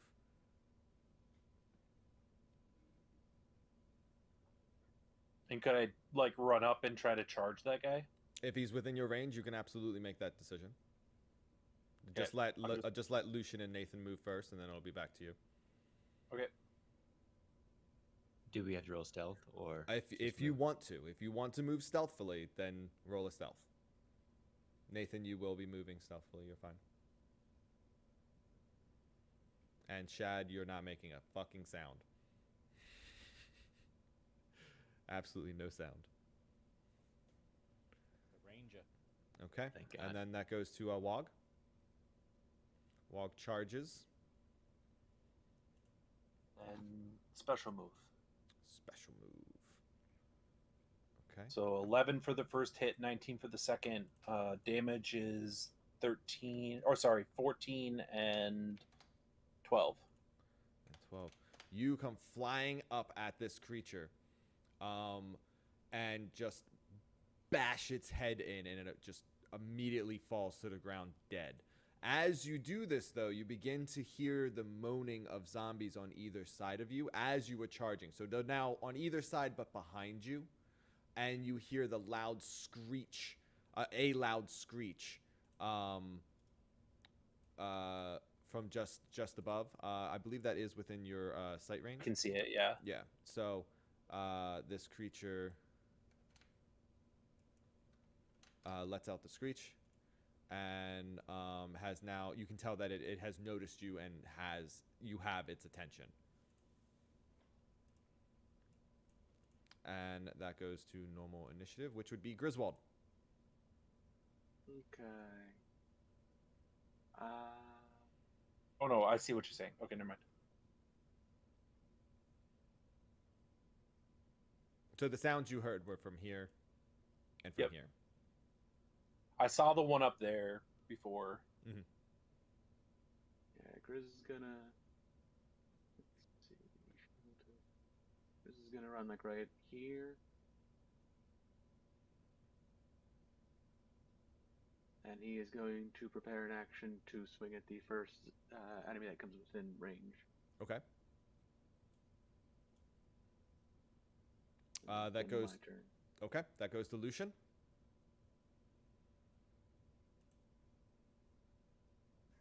Can I see the one that's like hiding right beside the street, or? If you can see it on your screen, you can see it. Okay. Lucian sees another by the tree, moves to the side, and takes aim at it. Okay.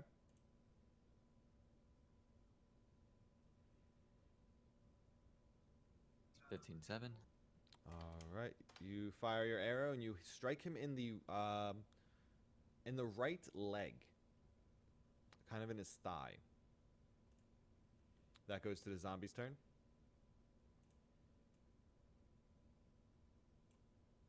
And I won't do anything until they move within range. The spider quickly approaches you. I'm gonna spore it. Okay. 6 with a 14. Successful. Okay. No, sorry, I was successful. Oh, okay. I should have worded that better. That's my fault.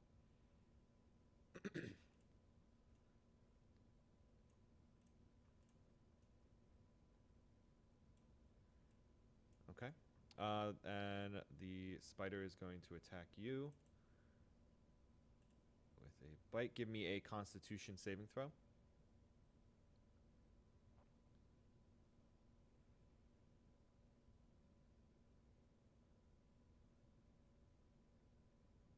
There.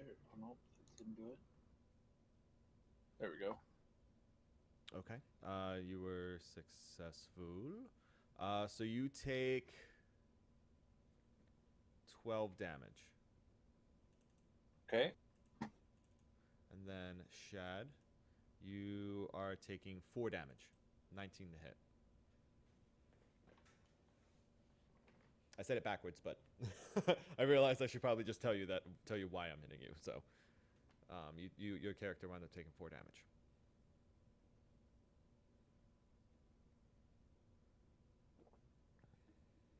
Yeah. Okay, then that goes to Sus. Sas is gonna shoot the zombie next to Lucian. Okay. That's a 6 to hit. You miss.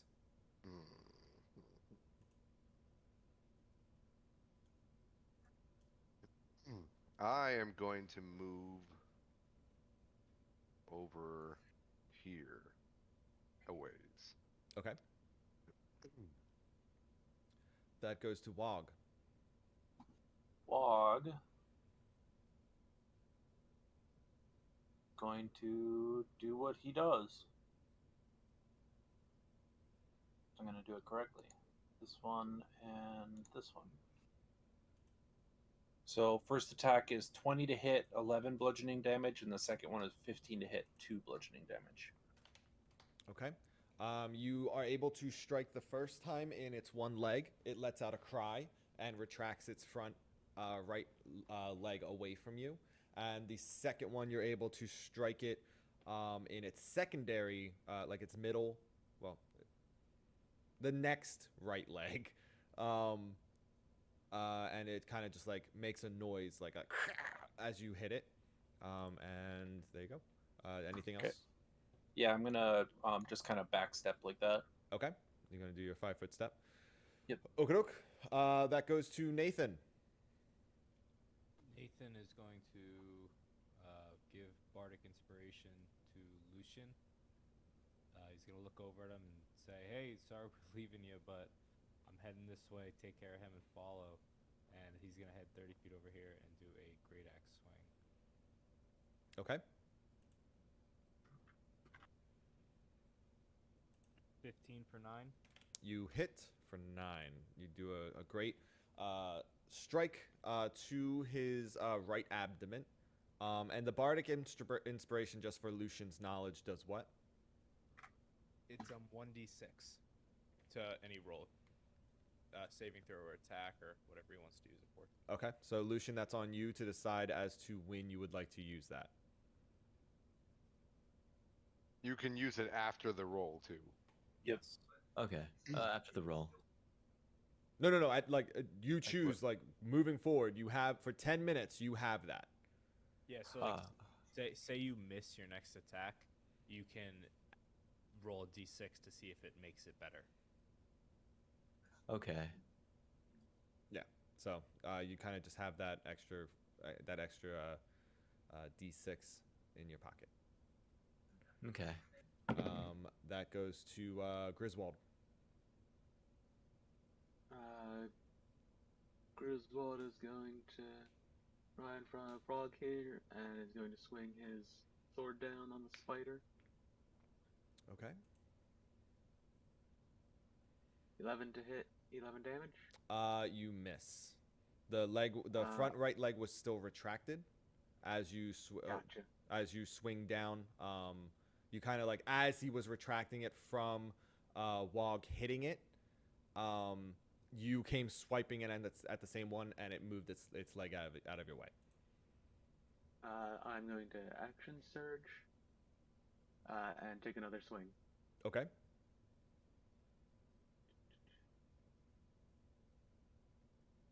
$19 to hit. You hit. 10 damage. 10 damage. As you come down and you swing with the first one and you miss, you're able to kind of you're kind of able to like stop yourself in the midst of the swing, turn your axe and come back up, catching his the other leg that Wog was able to hit as well, the secondary right leg. And you hit it and it kind of like it rears up a little bit away from you guys, letting out a cry.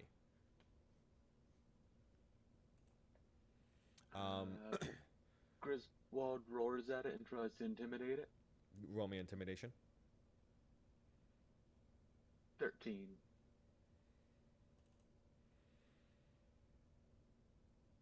I'm trying to think. It doesn't give me. Can I roll with advantage on it since I just hit it? Being that you missed the first one, I'm gonna say no. Okay. And intimidation is charisma. Yes. You Usually done against like a wisdom.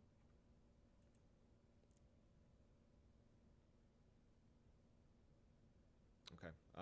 Since I clicked on charisma the first time. I'll kind of just. You can tell that you've slightly startled it. It doesn't seem too affected, but you at least have its attention. Okay. And that goes to Aleutian.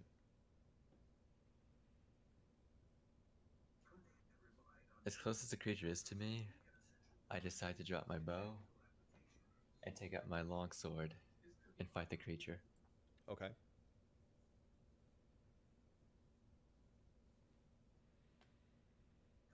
Team 7-7. Why are you rolling with advantage?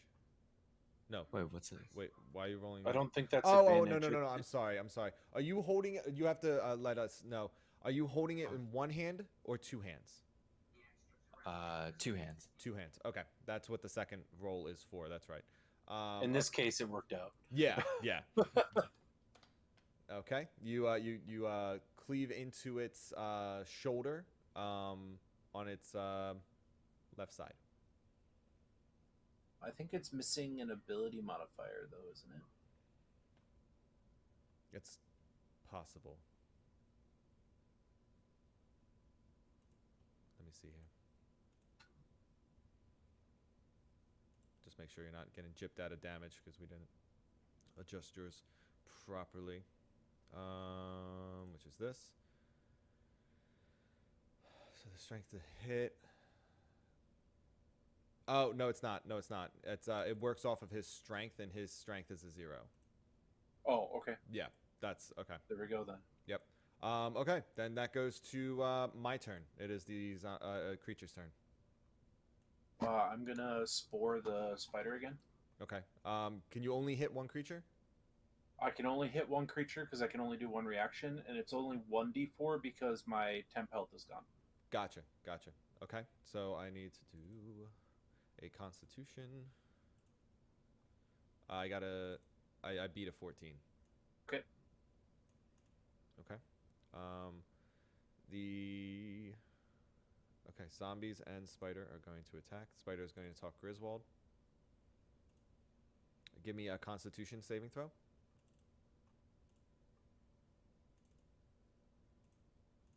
$24. You succeed, sir. Oh wow, that would have been really bad. That's 11 damage. And Griswold goes down. And then, so the zombie winds up missing you because you dropped in front of it. Nathan and Lucian, you're both taking 4 damage.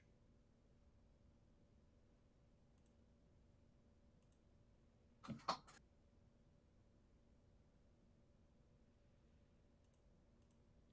little status effect that you are down.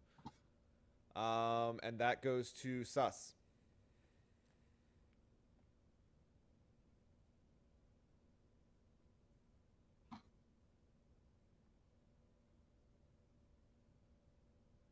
We didn't hear you. You might have been muted. I'm attacking the creature that's attacking Lucian Okay. with a 12 to hit, 12 hits. 7 piercing. 7 piercing. You hit it in its right eye socket. Well, its eyeball, and it sticks into his eye socket. It lets out a cry, and it looks like it's about to topple over.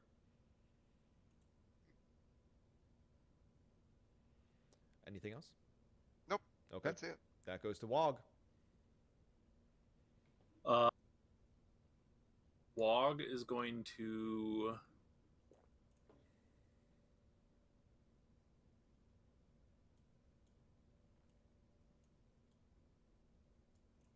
up here, and I'm gonna pull out one of those thorny plants from the village, and I'm gonna extend my arm and like flick my wrist into a thorn whip onto the spider. Okay. How long's the whip?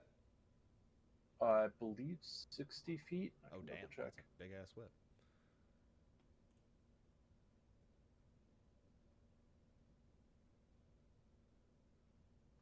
Oh, that's only 30 feet. Then I'll do chill touch instead. So ghostly spirits will extend from my fingers, and I'll hit him with that. Okay. Because that's 120 feet. 14 to hit, 11 damage. 14 to hit and 11 damage. Does it say what kind of damage? Necrotic. Necrotic. Okay.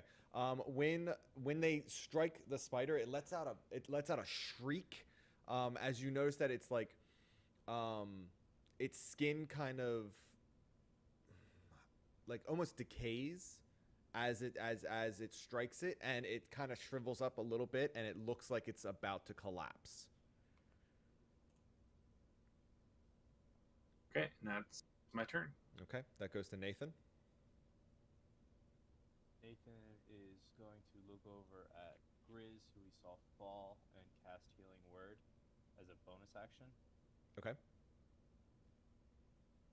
Which I think I may have entered wrong. Is that a cantrip or is that a spell? It's a spell. I would make the recommendation of taking a 5-foot step. Otherwise, you're casting a ranged spell within the 5 feet of an enemy, and they have the ability to attack. They get an attack of opportunity. Alright. It's a bummer. Yeah, I'll take the 5-foot step. I'll cast that on Grizz.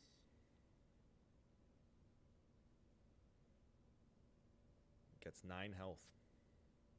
And then I will throw a javelin, I guess, at the guy who I just went away from. Okay. Oh, It 7 to hit for 5. strikes the ground next to him.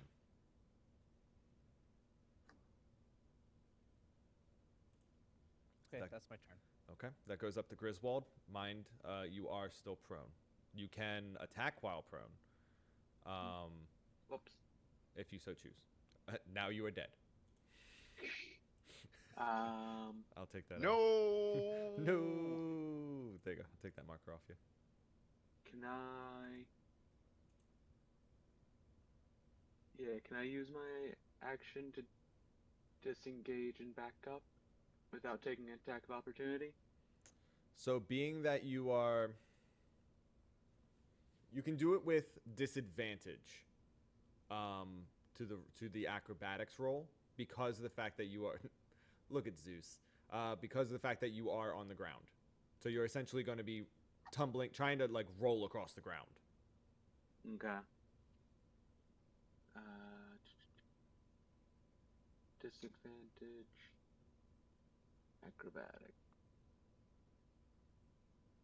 With a That 5. is a nat 1. Oh, that's a nat 1. How do I want to do this?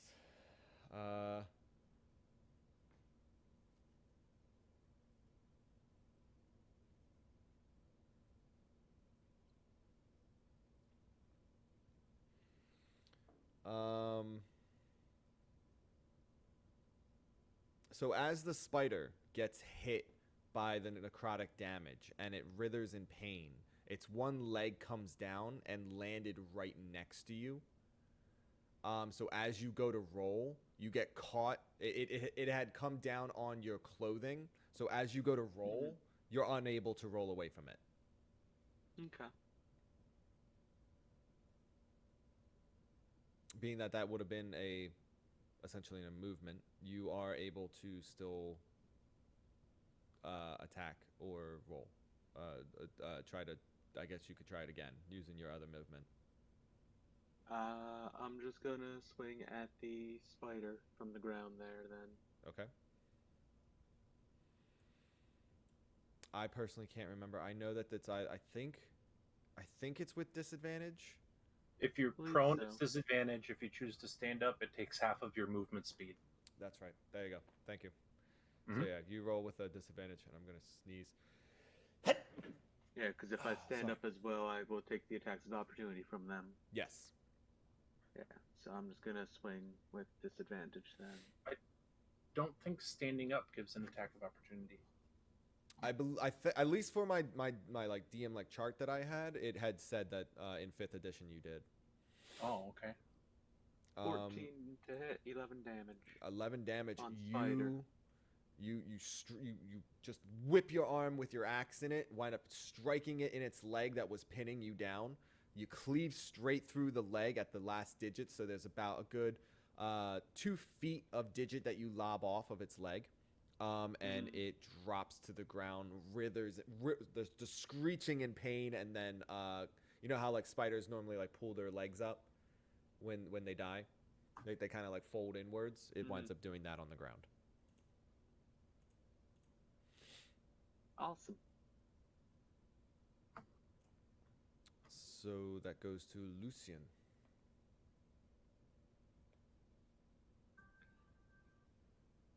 I take out my sword again and I swing at the creature. Okay.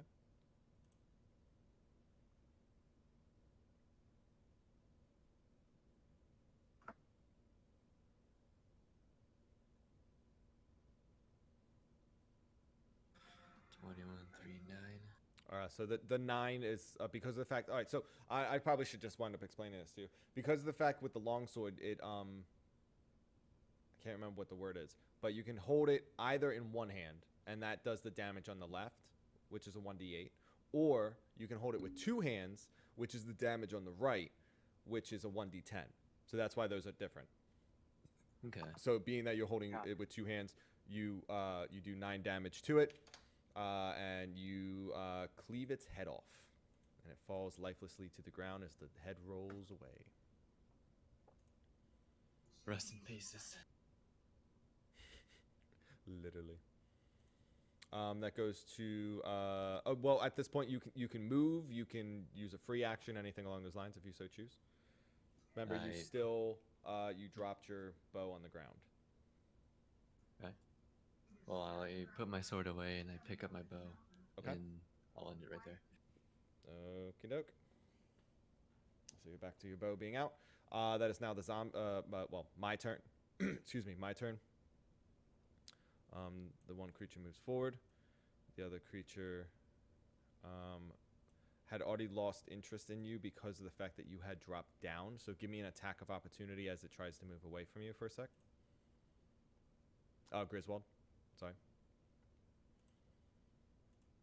There you go. That's 18 with disadvantage still. Okay. 8 damage. Nicely done. All right. You attack it, and it kind of like stops, and it just like is looking like it slowly like looks back to you because it seems confused as to why I got hit, and it's now turned its attention back onto you. Nathan, you will be receiving a attack from the zombie. 9 to hit. Okay, then you are safe. And that goes to Sus. Sus is going to shoot a zombie. This zombie. Okie dokie. With my crossbow. Sounds That's good. 21 to hit. You hit.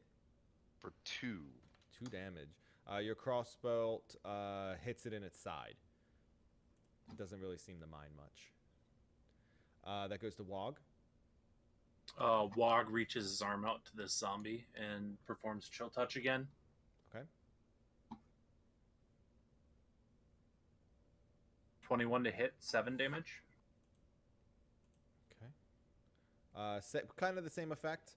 As it strikes the zombie, you notice that its skin starts to really turn like black and just start to like fall off of its body.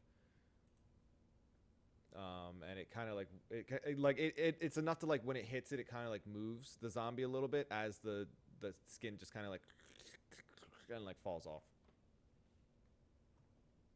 He is still standing. Anything else? I'm gonna move right here. Okay. That goes to Nathan. Oh, sorry, my bad. I'm gonna move right here. That's fine. Nathan will take his great axe attack on the zombie standing next to him. Okay. It's gonna be a dirty 20 for 7 damage. Dirty 20 for 7. When you had hit it in its shoulder last time, you now have completely cleaved that arm off, and it drops to the ground. And the zombie seems to be barely standing. Is it a right or left arm? It was a left arm. Cool. I think that's I will take Yeah, that's my turn. Okay. That goes up to Griswold. Griswold's gonna stand up Okay. and turn and attack this guy over here with his great sword. Sounds good.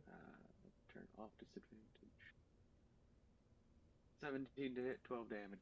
You are successful, and you, as you are in the motion of standing up and moving towards him at the same time, you come up with your great axe, and you wind up cleaving up through its side, out its shoulder, and it just drops to the ground. Perfect. Okay, that goes is to. the turn. Okay, thank you. Sorry, I cut you off like a little bit. Lucian, your turn. I move forward next to Sus Okay. and aim for the creature near Sounds- Nathan and Wog. Okay.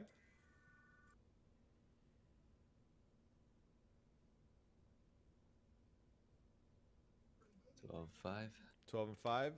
You fire your bow, goes straight into the side of his neck, and he's just like, it's like thump, and it falls lifelessly to the ground.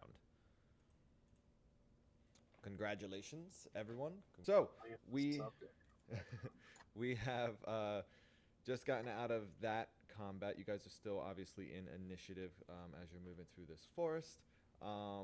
So, Griswold, where would you like to move? Or do something? Griswold's gonna go ahead and take another one of his healing potions out of his bag. Okay. These zombies are hitting real hard. Another 4. Nice. 4 plus 2, another 6 damage. Or 6 health be returned. Very nice, very nice. You've gotten very lucky with those. I have. May the odds ever be in your favor.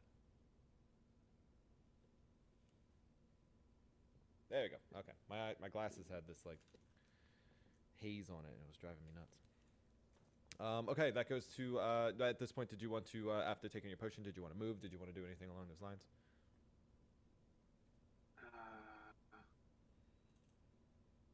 I need legs, but I can't carry any more, so I'll have to worry about those later. While that's going on, Lucian, what would you like to do? I would like to try to recover my arrows. That's right, I shot 4. Okay. Go ahead and go on me a 20. You got a 6. You're able to find 1.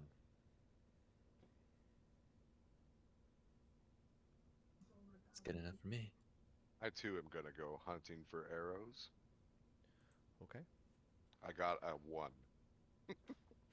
You are not able to find any. And you're very Oh. confused about it. Well, That goes to Wog. What would you like to be doing? Wog stretches his arms out and yawns and goes, "I'm feeling tired," and he just withdraws within his shell. Oh, Jesus. So I'm now prone on the ground. Okay. Would In anyone my else? shell. Would anyone else like to react to this? Do anything about this? yeah, I'm gonna climb onto him. You climb up onto his shell. Yeah, Okay. and just sit. You Well- notice that it's like, it's not hot, but it's like warm, like comfy. Perfect. And does it smell? Oh yeah, yeah, big time it does. It stinks real bad. Yeah, you notice that since yesterday I smell even worse today, or compared to earlier. Sus, Like go I ahead. I smell notably worse. Sus, go ahead and give me a Constitution save. 6. You climb up on top of him, sit down, take a whiff, and immediately throw up on yourself. And some gets on his shell. God damn Is it! it This like- turtle is Is smelly. it like dripping down? He like throws up into his lap, so some of it like some of it So went like past his I lap. grab my hand to like direct some of it to go into the neck. Oh where the bear god. is. Everyone give me a constitution save except I for throw up Griswold. again. he continues to puke. Let's Oh my direct the- god. Get out of there, man. Oh my god. Okay. So Nathan and Shatter both like you're very disturbed by this. But you're able to like not throw up or be like affected by this. And it's the turtle with completely withdrawn except for one arm, just kind of like directing it. Yep, and as sus as you get up to get off the turtle, all the puke kind of like comes off of you, runs down the thing and into the his down his arm and into the shell as well. Oh my god. Boy, stop wanting that. And you hear from within my withdrawn shell, "Oh, would anybody like a mushroom?" Yes. I reach the arm back in and hold it out. I'm not moving. I can't move. It's just held out. So take the mushroom and eat it. Oh no. Oh Jesus. Bear with the iron stomach.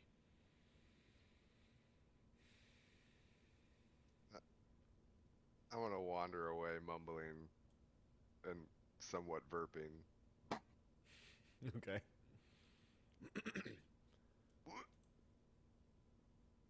Fucking turtle. Okay.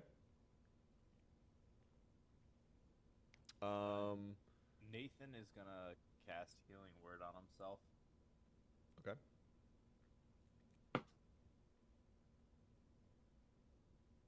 Take that. 5. And then, can I do a perception roll to look for my javelin that I threw? You know where it is. You can go and grab it. Excellent, love that.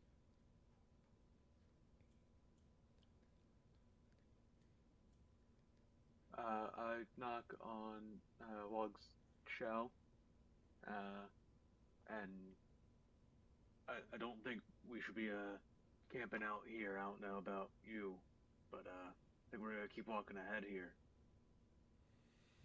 At this point, just so that everyone knows, everyone has received 270 XP. As long as I did my math correctly. Yeah, 270 XP per person.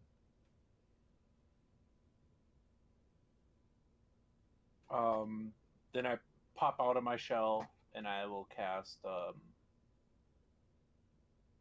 is it? Can't find it.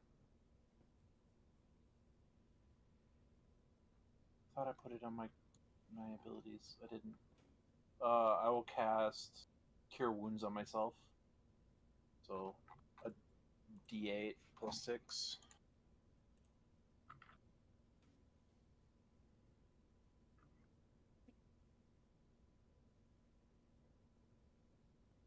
Okay. Nice. Very nice.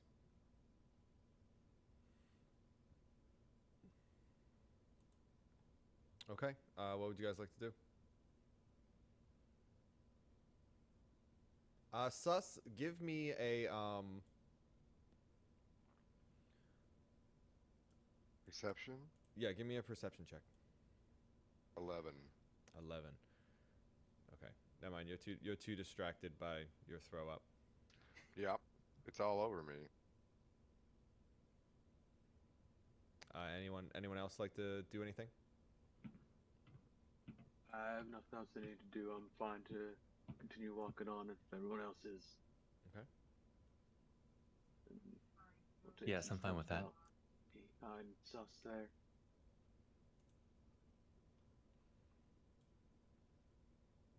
Sorry about the smell, guys. I had an incident. I'll just stay over here. Out of character, I would say that you guys are going to probably get used to this, but at the same time, as I level up, it's just going to be more gross. Yeah.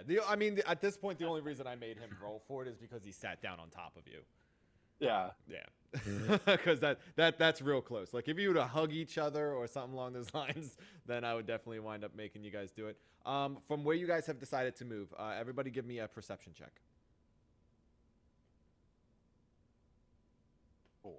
You are real distracted by because Warg walked up next to you, and you have My arms around your shoulder, like we're he's, pals. he's scraping he's scraping more off of you. You can feel the like vomit mushrooms in my armpit. Oh my god. This time. No, you're fine. You're fine. Okay, so oh, yeah, oh, okay, yeah, you did. I didn't even realize you did a Constitution save. That's fantastic.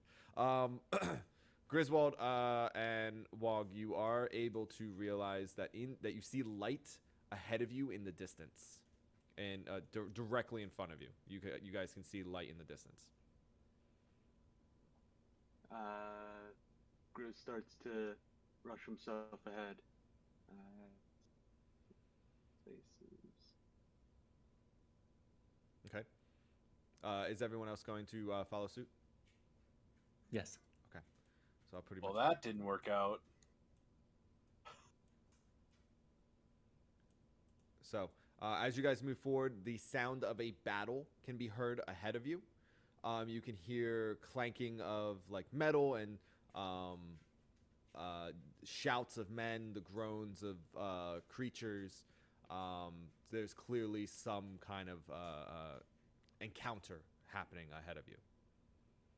And through the distance, through the trees, you can see that there's torches that are giving off light. There seem to be bodies on the ground, and pretty much in this circle here, you can see that there are zombies, but you can't really see what's on the other side of them right now. So we are in initiative, so that'll go Griswold. Griswold's just gonna rush ahead here. 30 feet. And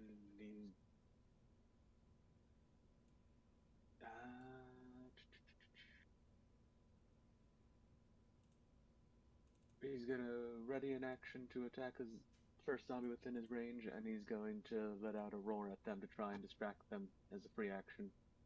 Okay, give me an intimidation. 17. 17. Okay. You do notice that two of the zombies, this one and this one, have kind of you've noticed that they like kind of like turn a little bit as if they did hear you, that your presence is known to them. Mm-hmm. And that goes to Lucian.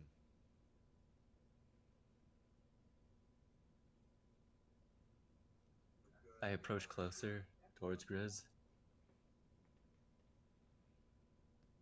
And I take out my arrow and aim at one of the creatures. Okay.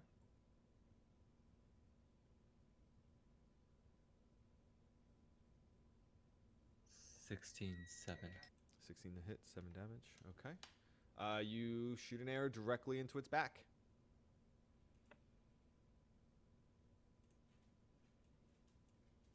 That goes to my turn. The two zombies. The one moves up to you. The other one just kind of turns. Take my attack on it. Roll. 22 to hit, 12 damage. Okay. 12 damage. Okay. He lets out a groan as you hit him, as you strike him. And then you will receive an attack. 7 to hit. Does not. Okay. And that is the end of my turn. That goes to Sus. Sus is gonna move to the square on the other side of the tree and shoot this one with my crossbow. Okie dokie. 13 to hit. Yep. 4 piercing. 4 piercing. You shoot him in his shoulder blade. Sorry, in, like the right below the shoulder blade. All right, that's my move. Okie doke. That goes to Wog. I'm gonna stand up behind our grizzly friend, and well, actually, not that close. I'm gonna do this, and then I'm gonna hit this feller with a chill touch. Okay. Is that a cantrip or is that a spell? It is a spell, but it doesn't count against my spell slots or anything. It's a cantrip, but it's part of my druid circle. Interesting. Okay. So it's Chill Up the cantrip. Doesn't like I have 3 cantrips because of my circle of spores. Gotcha. Okay. You did 6 damage. Yep. So same effect as it strikes. You can kind of see the area that it hit. The skin turns black and kind of just begins to fall off of this already decaying creature. And that goes to Nathan. Nathan will move.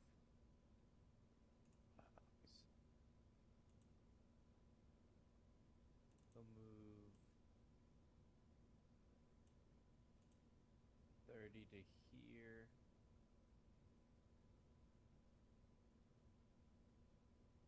And If you pick up your token and you right click, just one quick click, you get a ruler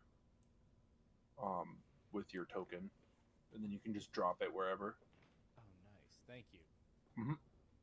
I'm sorry, we went over that the episode that you weren't here. Sorry about that. My fault. Yeah, no. And then I'm gonna toss a javelin at the zombie in front of Grizz. Okay. Oh, well, that's nothing. That's a 5 or 4. It lands behind the creature.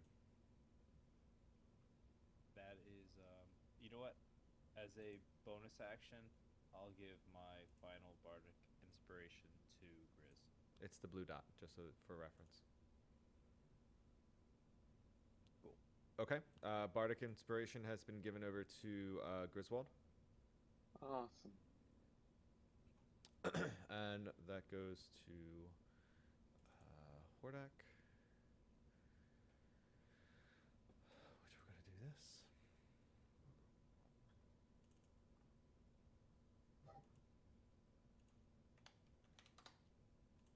Okay. The knight in the center that is clearly dressed in much fancier and more heavily armored than the rest of the soldiers that you can see in front of you, lets out a loud cry as he cleaves into the zombie directly in front of him. And that goes to Griswold. Griswold's just gonna slice at the one directly in front of him. Okay. Dirty 20 to hit and 13 damage. 13 damage. You cut into his chest. You cut him straight across the chest, and he kind of just groans as he falls to the ground lifelessly. Awesome. Would you like to do anything else? Nope. Okay. That goes to Lucian. I move close by Sus and take a shot at the creature here. Okay.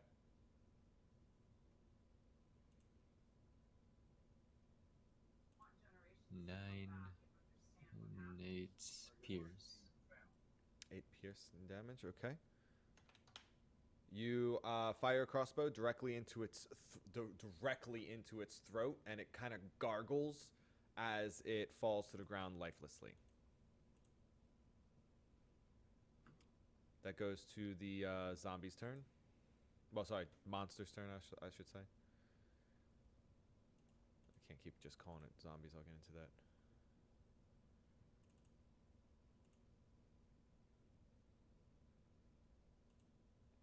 Just to see, okay. They're out of range for me. Okay.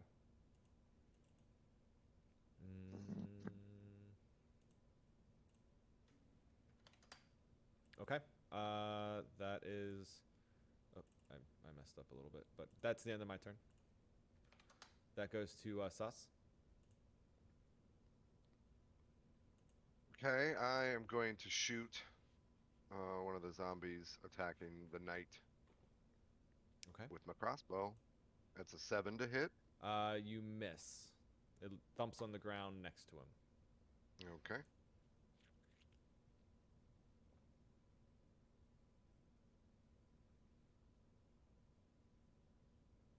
that's the end of mine.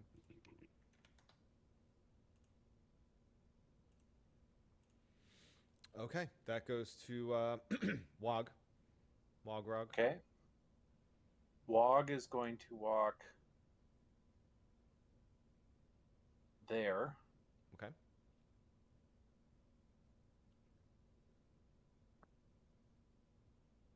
And he's going to hit this guy with his favorite move.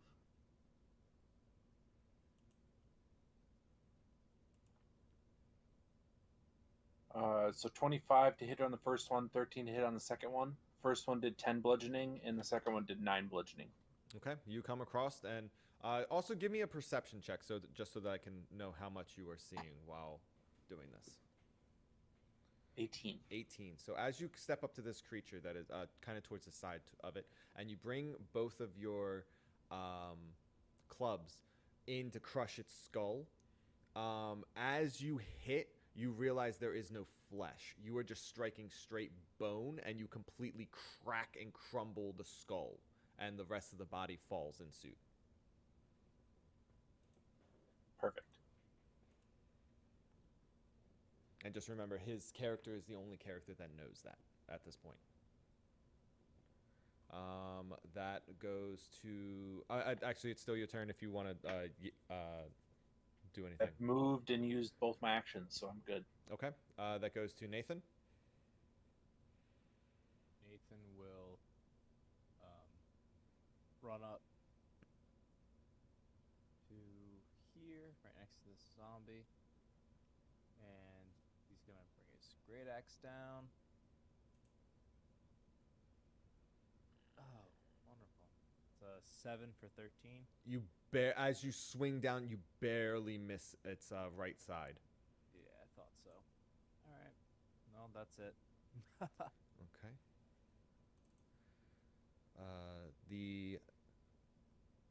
The knight lets out another yell as he cleaves into the zombie in front of him, dropping it to the ground. And that goes up to Griswold. And you can see that he has turned his attention over to the other zombie standing next to him.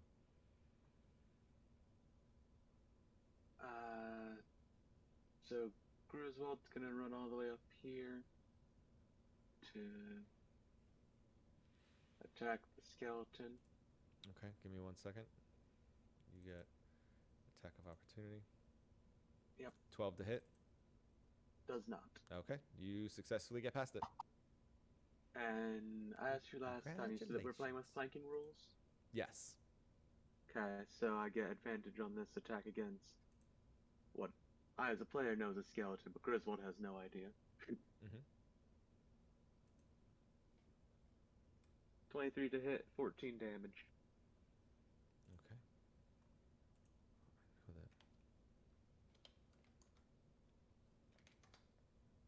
I don't know why it's linking those two together. But you successfully hit, and give me a perception.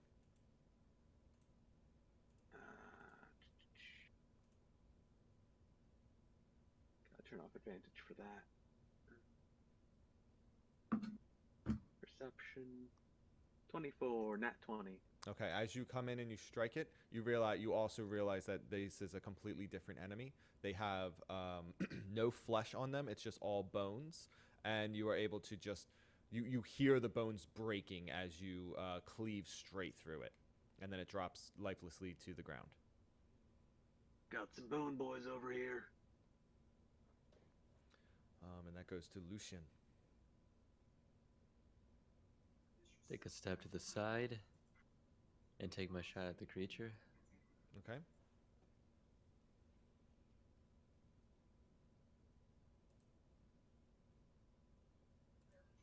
$15, $11. You successfully fire it, and it hits like in the back of the right side of its neck, and it lets out a cry.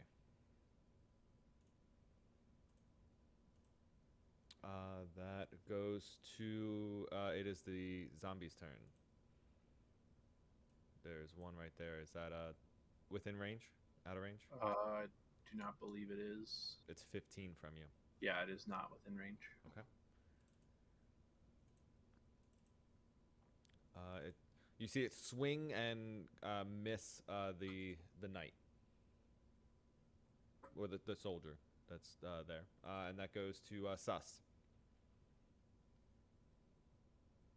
Sus is going to shoot the remaining enemy in the field of view. Okay. 5. Waste a bolt.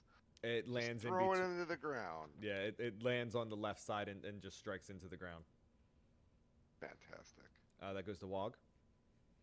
Wog is going to move to here, and I'm gonna do my thing. That and like that. First attack is a 19 for 8 damage, and the second attack is an 11 for 9 damage. Okay, so you strike it, crushing its skull. Not completely, just enough to put like little dents on either side, and it falls lifelessly to the ground. Congratulations. Okay, as the last enemy falls, the knight in the center, that is, he kind of like looks around, looks back at his men very quickly to make sure that everything's okay, and then he returns his attention and looks at each one of the adventurers, and he says, "Thank you for your assistance, adventurers." As he continues looking around, "What brings you here?"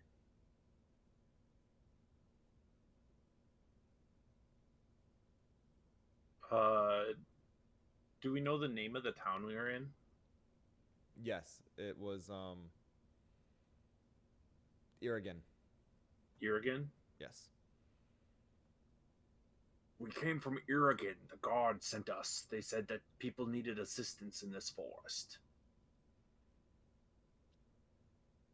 So my soldier that I sent to the town, he sent you? What of my other men? I'm afraid they're otherwise occupied. Yeah, and some of them are dead. Dead? Speak what you mean. What has happened? They got killed by them zombie guys. Damn it all. This evil knows no bounds. He looks to his men.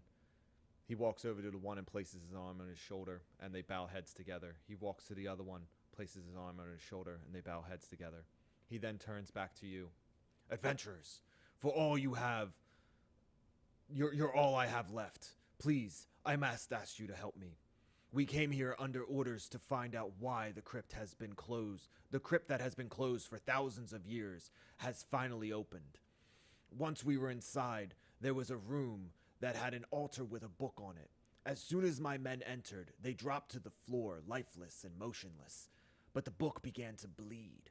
That's when the bodies got back up and began to attack us, as if possessed by something. Before we knew it, they were coming out of every crack and corner. My men and I fought our way back to the entrance, but I got separated from some of them along the way. We have been holding them off here ever since. Whatever this evil is, it must be stopped now before it spreads across the land. You have helped us so much so far, and risked your own lives for our cause. I can assure you, you will be rewarded for your help, but this nightmare is not over yet. Please enter the crypt and stop whatever is causing this, and rescue any of my men that may be alive. I will stay here with my men since I received no reinforcements, and we will protect the entrance. What say you? Very well then.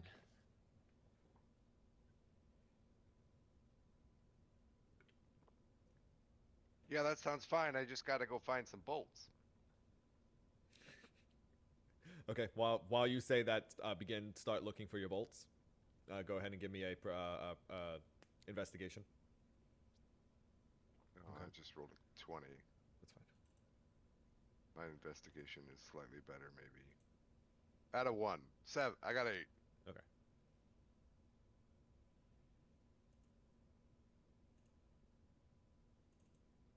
Okay.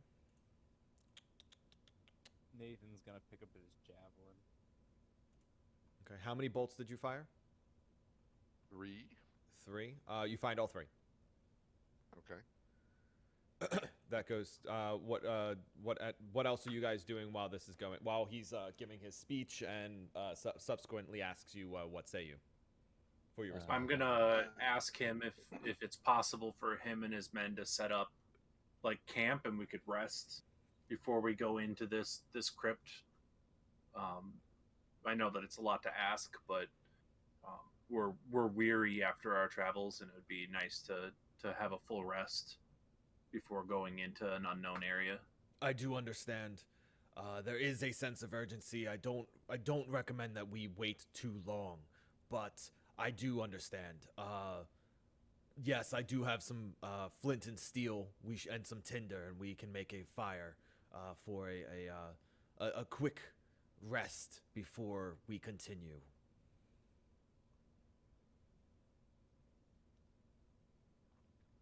How about any of those healing potions to keep us from, actually, or to help us, actually survive to get our reward at the end? Unfortunately, I will say, I only have 1 left myself, and my 2 men here with me have already expended all of theirs. What about any of these soldiers on the ground here? I wouldn't believe that they would have any left on them. While you rest, me and my men will tend to our dead, and if I happen to find anything of use, we will not let it go to waste. Very well. I'm just gonna emphasize that, like, I'm an older turtle. I need my sleep. Like, I know that it's asking a lot, but if they could protect us for us to get rest, I'd be willing to protect them to be able to let them have rest. It's like a couple hours probably won't cut the amount of sleep that I need. I will give you what I can, but these creatures have been pouring out of this crypt pretty consistently, and they are throughout the forest, as I'm sure you came across. I appreciate any assistance you can give us. I cannot find the thing. The thing. What happened to the thing? Anyone else? I will search for any arrows I shot at, which is 3, Okay. and then group up.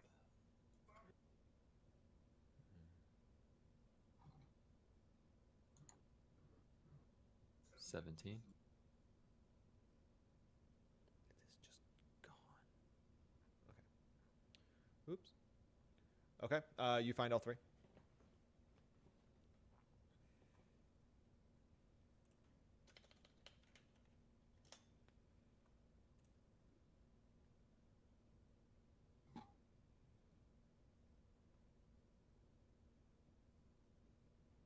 You got any meat to go along with that fire?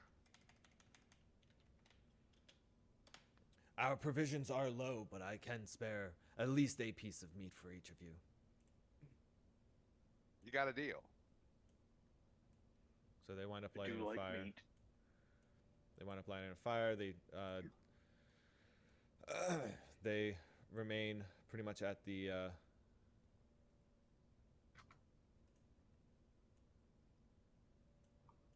edge. They wind up moving all of their brethren's bodies over to the side. They do wind up going through and giving prayers and things of that nature. They just kind of pile all the bodies up on top of each other.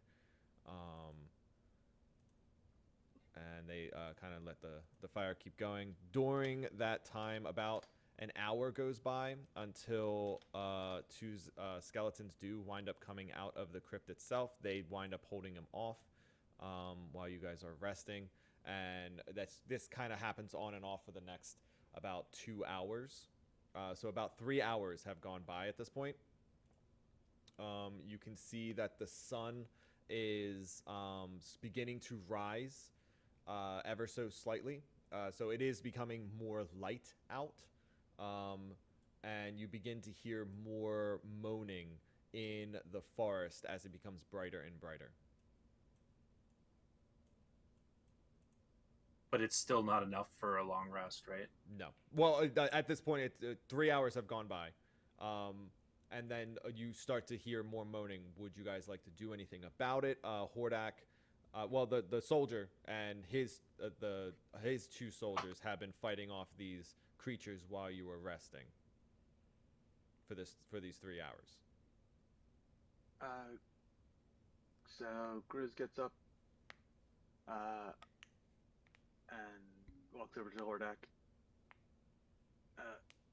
Look, I'm feeling pretty good myself. If you want to relieve either yourself or either your men, I can certainly take over a guarding role here while they get a rest. I do appreciate it. And he instructs the one man to go over to the fire. He winds up eating and falling asleep. As you're doing this, he winds up looking over to Griswold, and he tells you that, as promised, he while they were tending to their dead, they wound up coming across 6 arrows, 4 bolts, and 3 healing potions.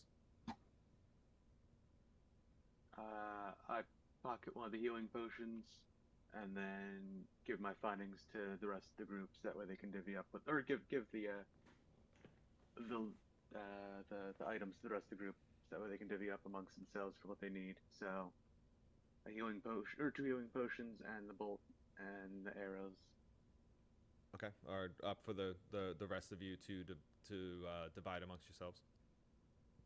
I will take the bolts Wog is still sleeping. Okay. and say, "Hey, thanks for the bolts, guy. You mind if I have one of them healing potions?" Yep, it tosses you one of them. Got one more here if anyone wants it. Great, thank you. Okay. Nathan or Lucian? Nathan is just he's observing the group, and if he could do a perception check on the just what we're walking into here. I mean, I guess this little mountain is it's like the crypt. Yeah. So I'll just do a perception before we walk in. Well, being that you can just take a 20 because of the fact that we're out of initiative, and we've been sitting here for 3 hours at this point, so you've had time to look at it and really observe everything. So you essentially get it like a full natural 20 from it. Sweet. So what you wind up seeing is you're at the edge of the forest, leads up to a mountain, and you're at the foot of the mountain.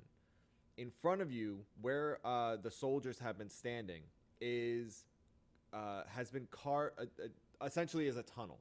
This tunnel has a doorway that is carved. It's clearly man-made but you're not exactly sure the origin of it, but you know that it is man-made. And the door that that whatever used to be in front of it seems to have been blown open from the inside. So there's stones and chunks of stones laying scattered about in the area, pretty much in front of it.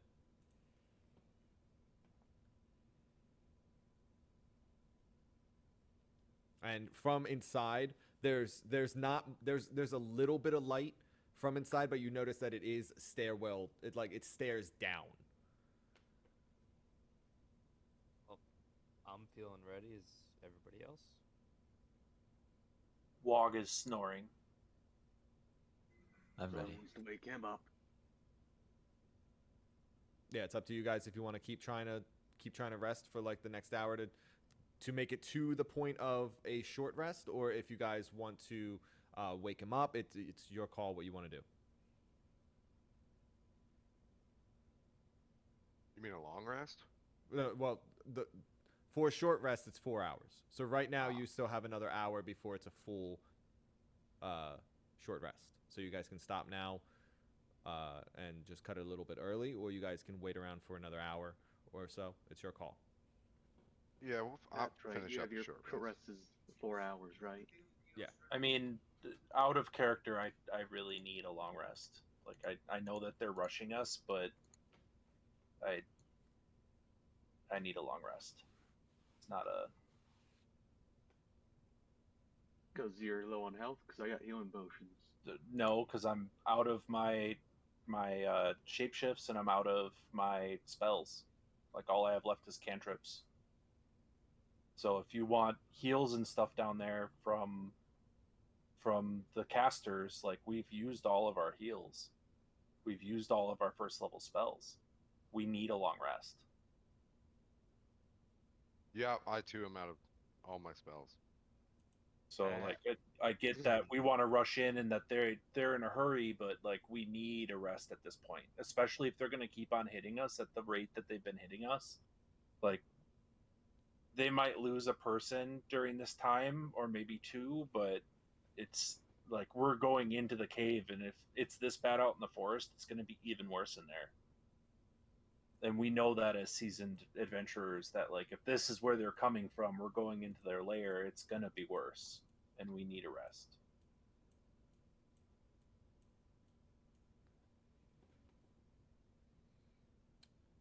Then I suggest we wait until they rest. By the way, everybody gets 60 XP. So that's 200 and what total? 330 total. 330 total? Okay. I was about to say I don't remember what the first number I gave you was, so I was about to be like, 270. I was about to be like, shit, I gotta go back and redo everything. I'm glad you guys remembered. Yeah, so you guys have gotten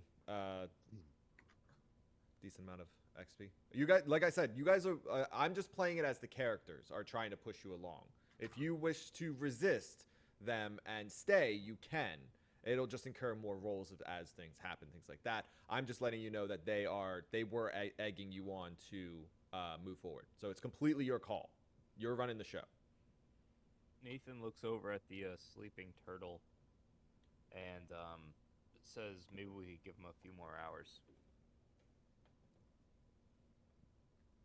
It's fine with me. Okay. Another hour goes by.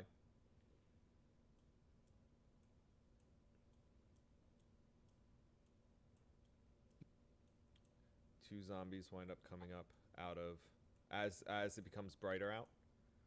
Two zombies catch notice that are wandering around in the woods. Hordak and his man wind up going up to engage them. And his other soldier was still sleeping. So that's yeah. So Grizz goes up and helps as well. okay. So this is just going to be a quick just between you guys. So go ahead and roll me an initiative. Just you roll me an initiative. Unless anyone else decides to join while they're doing this, everyone else can be sleeping at this point if you want. Yep, sleeping. Okay. Nathan will come behind. He's not going into the battle, but he's going to watch Grizz, and if Grizz goes down, he's going to ready in action to cast Healing Word.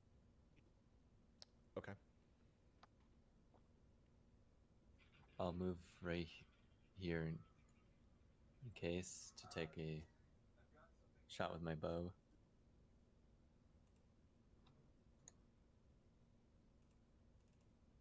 Okay.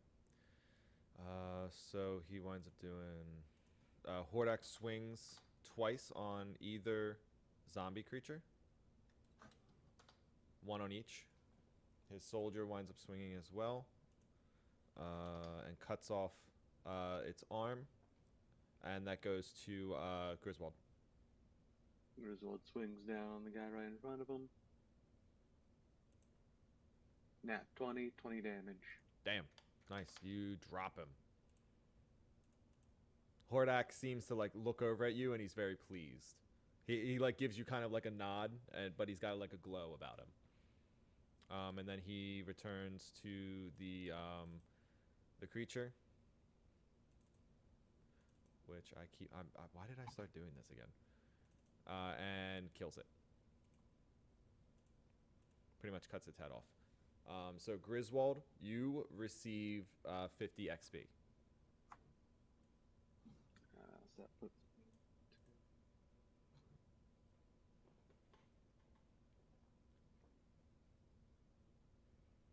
to 730. Okay. Okay, so The sun has fully come up at this point. The fire is out at this point as well. Daylight mode. There you go. That's weird. That's really weird. But anyway, so the sun's fully come up. There's no real zombies kind of in sight.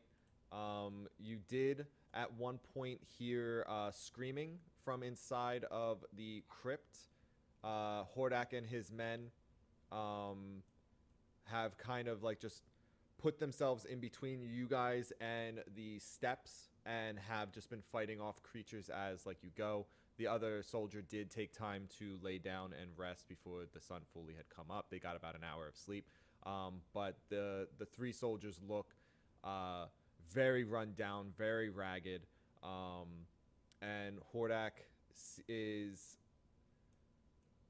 all three of them are visually annoyed at this point. Like not even trying to hide it, just very annoyed. But he hasn't really been he's not bugging you anymore at this point. He just you can tell he's not happy. And it has now been a full 8-hour rest. So go ahead and heal yourselves up, restore your spell slots. If anyone leveled up, level up. And go from there. And somebody explain it to Shad what happens at a long rest. So you'll full heal. Any class or race abilities that reset after a long rest will also reset. And then that's basically it. He doesn't really have many spells that he's using right now, so that does me. But yeah, so go ahead and full heal yourselves. I'm gonna turn that back off. That just looks weird with all the ways that trees are set up. So I'll offer to like hold off the cavern entrance for them to be able to rest while we're inside, or for them to be able to rest before we head inside. No, that's quite right. That's quite all right. If you are heading in, we'll just cover the entrance in case any stragglers, and make sure that nothing tries to come in behind you. I appreciate the sentiment, but you've been working hard all night, and you should get some rest. I'm a soldier. I've stayed awake in battle for far longer than this, and this is quite urgent. I just nod my head and start walking towards the entrance. Okay. What does everyone else like to do? You don't have to move your tokens around at this point, just... Nathan follows. Griswold walks up to Hordak and hands him 2 of his healing potions.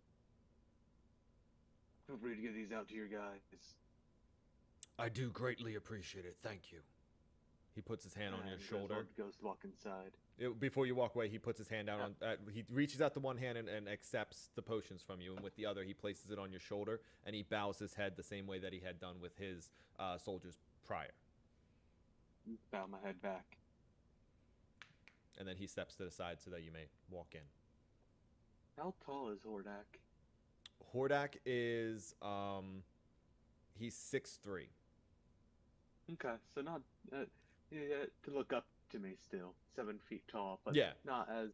But he's very... He's He's very stocky. He's very big. Like, he's clearly like a well trained and conditioned soldier. He's very solid looking. So he's very broad shoulders. He's 6'3". He's wearing very, very fancy armor. For anyone, let me see here. I actually found a picture that I kind of liked. So essentially this, for anyone that's watching the stream, this is essentially what they're looking at. But he doesn't have his helmet on right now. So... when the other soldiers are pretty much dressed like that. So he's clearly dressed differently than they are, and he's clearly the man that's in charge. Yeah. So, okay, so you wind up going in. Sus, Lucian, Nathan, anything you guys would like to do? Follow him in, stay behind, run the other direction, set everything on fire. Follow the men. Yeah. Okay. Yeah, so Sus will head in after him. Okay. Yeah, Nathan's following.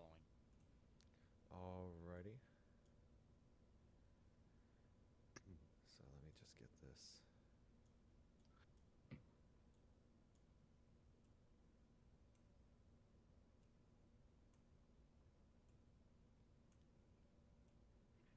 Just when you guys get in, make sure that you check on everything. Make sure that you have everything. Everything is good. With your tokens mainly, just because of the fact that we're going to another screen. But you guys descend down into the crypt. And upon entering the crypt, the entire group can feel a strong sense of dread begin to feel as though it's breathing down their necks, down your neck. And you guys make it inside. Welcome to the inside of the crypt. So, like I said, just check, make sure that your health is set properly, because these tokens were out prior, so you may have to adjust things. It looks good for me.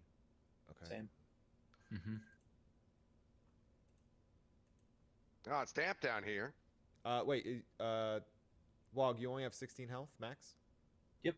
Oh, okay. Just wanted to make sure. Nathan, what's your max? I'm editing it right now. Oh, okay. Cool. Yeah, some of them look as though they updated, others didn't. So that's perfectly fine. Okay, so everyone give me a perception, please.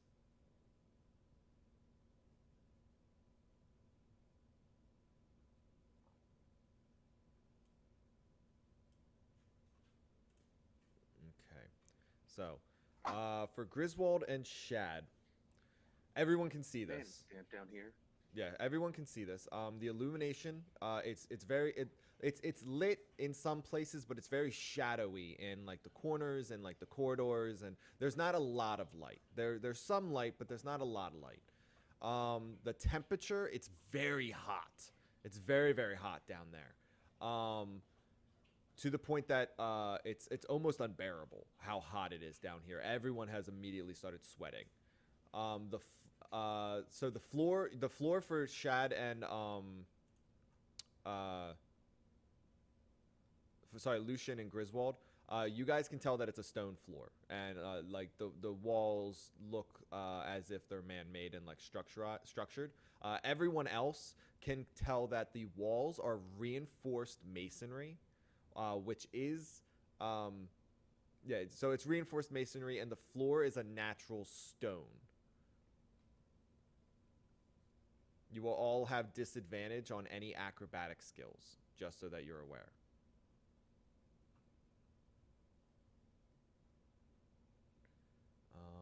And then everyone can pretty much see that you're pretty much at the top of the steps. There are some steps going down into the next room. The room does have some light sources in it. Allow me to change this because this is something I learned afterwards. There you go. It makes it a little bit better. There you go. So the room is full of several dead bodies just laying on the ground. Blood everywhere. And yeah, that's all you all can see from where you are at. Grizz walks in. I'll be beside him. Okay. Right behind you. Okay, so now that everyone has moved forward, go ahead and roll me an initiative. Kira, go lay down.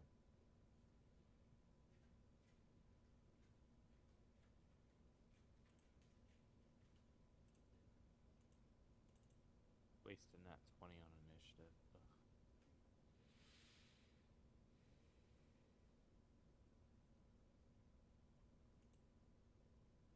least it means you always go first. Yeah. See, I don't understand why this isn't working. It's giving me a properly. warning that says I didn't have a token selected. Same. Nope, but no Oh. valid token was selected. Okay. All right, so I will just. I will. I think you have to like click on your token and then roll. I'm not sure. But regardless, I got it. I got it. Okay. So we've got Shad with not a 56. 56. Yeah. Nathan with a 22. Very nice. Wog has a 13. Okay. Nicely done. Nicely done. Griswold and. Oh, wait. I got it right here.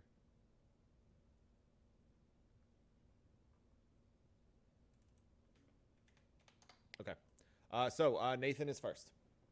We just entered into the crypt. Everyone walked down towards the edge, and you are essentially at the bottom of the steps.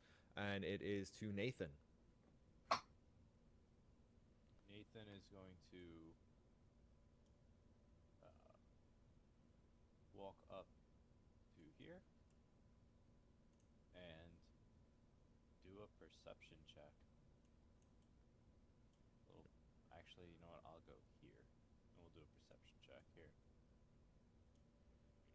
Okay. That's a nat 20. Nice. Okay, so you are able to see several alcoves are cut into the east and west walls, and someone has scrawled "Don't sleep" on the west wall. There is blood scattered throughout the room. There is 7 bodies on the ground. You can tell that there is a hallway to the left, a hallway to the right, and a hallway to the north. Just so everyone, I should have said that earlier. It is north, south, east, west in orientation of the map itself. So straight ahead is north, and so on. And so the writing that has the "don't sleep" is like over here. It's essentially here. And then let me just see real quick.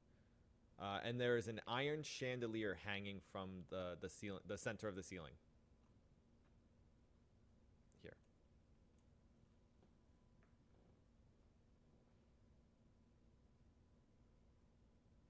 Okay, I think Nathan's gonna look back at everybody and say, "Are we pressing on?"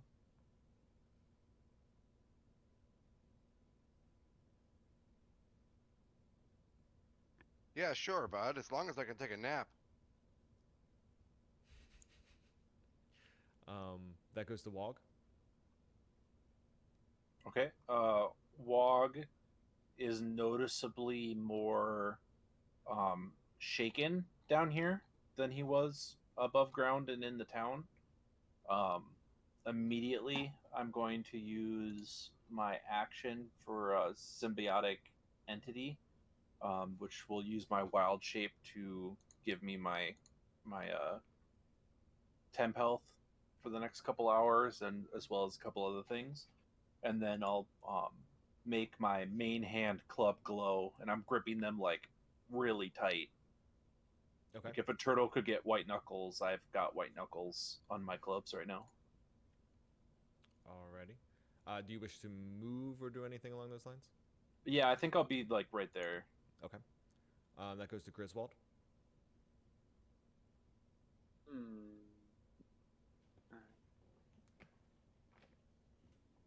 mean, I guess I will come over here and peek down the east hallway. Okay. Go ahead and give me a perception. 11. 11. You are able to see a wooden door, a closed wooden door. Closed door over here. His turn. Okay. That goes to Sus. This is gonna move up this way. Yeah, just right here, and just kind of get a better idea of the hallways and such. 'Cause it's difficult to see on the stairs. Okay. Go ahead and give me a perception if you would, Lud. Yeah, for sure, for sure. 18. 18. So to the right, you can see that there is a closed wooden door. To the left, you can see there's also a closed wooden door. Both of them seem to be in fairly good condition. And you are able to see that down the main hallway, it's just an archway right about here that leads quite far down, however far you can see down the hallway, into pretty much into darkness. Alrighty. And that's my turn.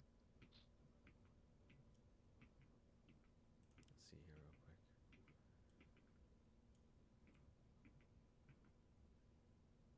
Yeah, so you can see too, just about there. Okay, that goes to Shad. I walk straight ahead to the door in front, just looking around. See if I see anything in front. Okay. You have night vision, don't you? Dark vision. Yeah. I'm gonna keep doing it just because it calls it night vision. So you are able to see down the hallway. Go ahead and give me a perception to see how much you see.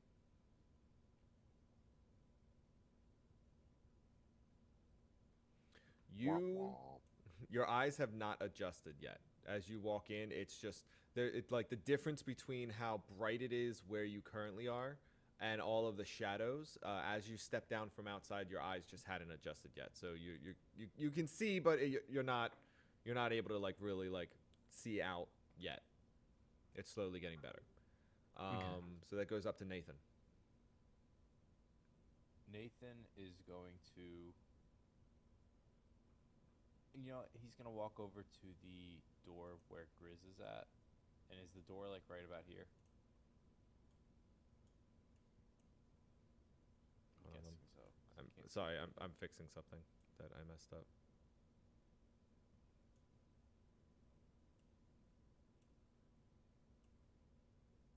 Okay. I'm sorry. Go ahead. What were you saying? Nathan's gonna move to right about here, and I'm guessing the door is like in this area. Well, if you I can speak. You don't have night vision, right? You don't have dark vision. Correct. And you don't have a light source or anything like that. So there's no light source down the hallway, so you are unable to see anything. Oh, the chandelier. So the door isn't right here then. No, The one that no. Riz saw. Yeah. Okay. So when I move my token a little closer, I don't see anything. Yeah, because I mean you can't see in the darkness. You're not emitting any light. Okay. So Grizz was able to see that door, but I can't. They have dark vision. Yeah, Grizz has night Got vision. Got it. Dark, Okay. why do I keep calling it night vision?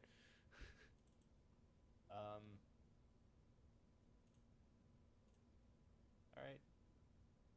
Yeah, I think Nathan's just gonna chill here with Grizz, and Again, if you have torches, you could light up a torch, and that would enable you to like start emitting light. I do have torches. All right, I'll light up a torch. Okay. Do I have to adjust anything? Nope, I've got all of it. I already know what needs to be done, so it's just easier for me to quickly go in and do that. So that'll help. Yeah. Oh, there we go. All right, so down those stairs. I guess it's downstairs. It's like 2 steps. Like it's really not like that much. Okay, so I'm just gonna test the door. I'm just gonna see if it's locked, anything like that. I'm not gonna open it. I just want to see if it's locked and if we can get in easily. Okay. Would that So, be The a? door is right there. How are you tell me, how are you trying to do this? Is there a knob on the door? Give me a perception. 11. So you're able to see that it is a decently it's a decently made, sturdy wooden door. It does have a handle. Can I just test the handle to see if it would open if I were to open it without actually opening it? So you just want to yank on it? I just want to like lightly pull on the handle to see if it is gonna open the door, but without actually opening it. Okay, then give me a stealth. Good. 13. You're able to reach over, grab onto the handle, and as you just kind of test it a little bit, it doesn't make any noise, but you can tell that it's not budging. Okay, I will relay that to everybody. And that's my turn. You relay it to them. So I'm gonna whisper it to Grizz and whisper to him, just be like, hey, this door seems stuck. I don't know if we're gonna be able to get through here. Remember, if you want to whisper, you have to whisper to them. Your volume I will take into how you are speaking to them. And then if I tell you information, you can't just say I relay it to them. You have to, in your character, you have to take what I've told you and tell the other teammates in the volume, in the tone, the way that your character would. And that's just for everybody. Grizz, I don't think we're gonna be able to get through this door. Why are we whispering? What's happening? That was a great response. The door's got jam. There's so much jam on this door. Let's get yeasty, y'all. You got bread? I've always got bread, bro. Pull out a butter knife and start waddling towards the door. No, Go ahead. I mean, if you want to. no, not actually. If that's how you want to take that conversation, it's just be like, oh, there's jam.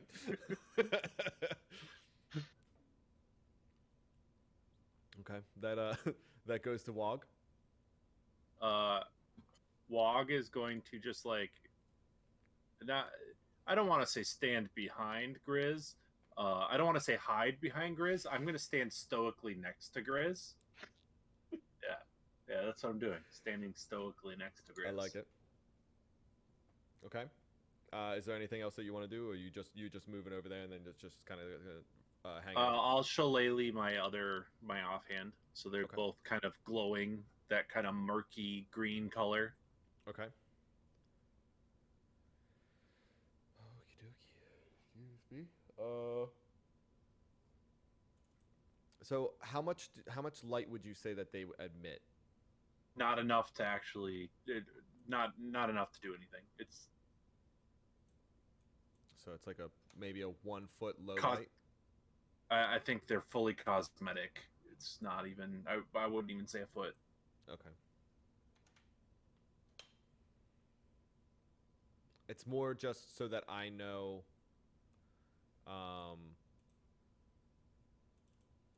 You know what? Never mind. I won't do that. What I was gonna say is, like, if you were standing with them like that, if you were standing in the dark, your weapons technically would be, quote unquote, illuminated. You know what I mean? Yeah, but it would be like less than glow in the dark Yeah. stars. Yeah. They're not like. So I would technically be able to see it. Yes. Yes, that's more what I was getting at. Is that like anyone standing next to you would be able to see where your weapon's at? Yes. They'd be able to see that, but they don't like emit light. Yeah. That's fine. That goes to Griswold. Knowing that the door that Nathan just walked up to has jam, I'm gonna go walk over to the other door here. And There. You can see that the door is down there. that's about my. Or I think it was. This is my distance, or my full movement there. Remember, you can use both actions and move twice if you so chose. Yeah. Then I'll do a perception on the door. Okay, so you just want to look at it? Yeah. What you looking? 12. You can tell that it Just is look at it. pretty much the same thing. It's a sturdy looking wooden door. Seems to be well made. Okay. That goes to sus. Oh, sorry. Nope, that's it. Okay, that goes to sus. Well, since they're all looking at these doors, I'm gonna go up here and look more down this hallway. Can I see more down this hallway? Do you have dark vision? Yes.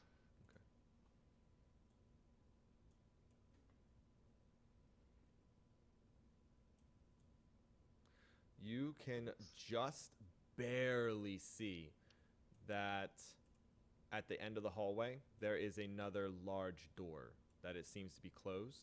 You can also tell that there is a hallway on the left side about here, and a hallway on the right side about here.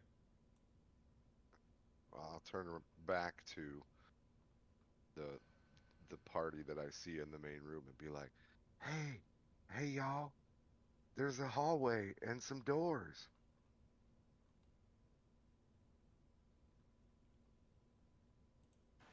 Really? I'm There seems to assuming be a it on door two within a door within a door. Why are you yelling at me? Give me another. Sus, give me. What's your passive perception? 13. 13. Okay. You are able to now hear as soon as Lucian responds to you the way that he did. You're able to hear behind you because you're now looking at them. Behind you, back down the hallway, you start to hear like a.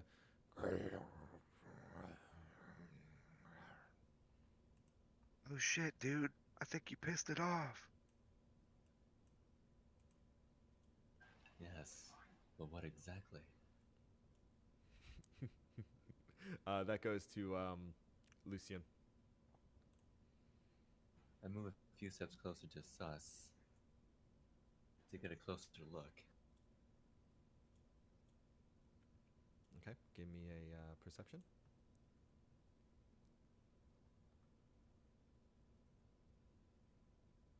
$15.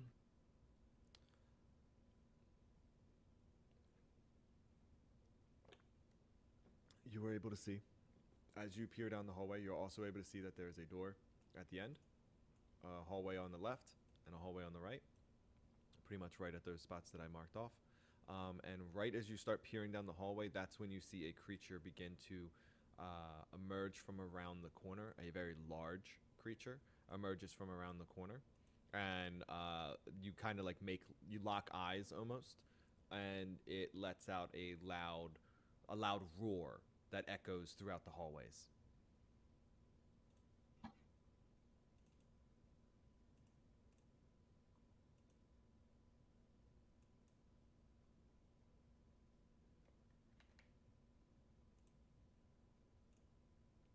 What would you like to do?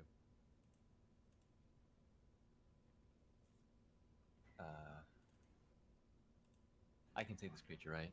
Oh yeah. If you can see you can see the token on your screen, right? Yes. Yeah. So anything you can see on your screen, your character can see.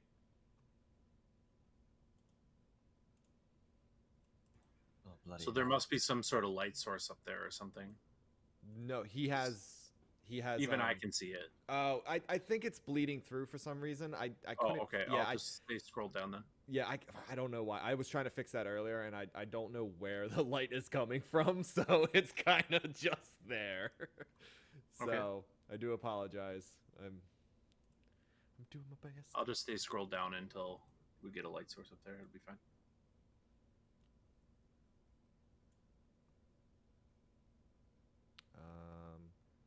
Actually, no. I think I figured it out. I think I figured out why. You should be able to.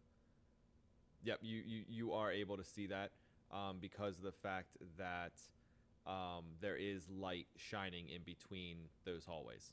That that portion right there is illuminated from a light source that you cannot see. But but the in between, you can see the light down there, but you can't see anything in between. It's just darkness between. So that is set up correctly. So Everyone can see the creature at that point. Anyone that can see the creature can see the creature. Okay.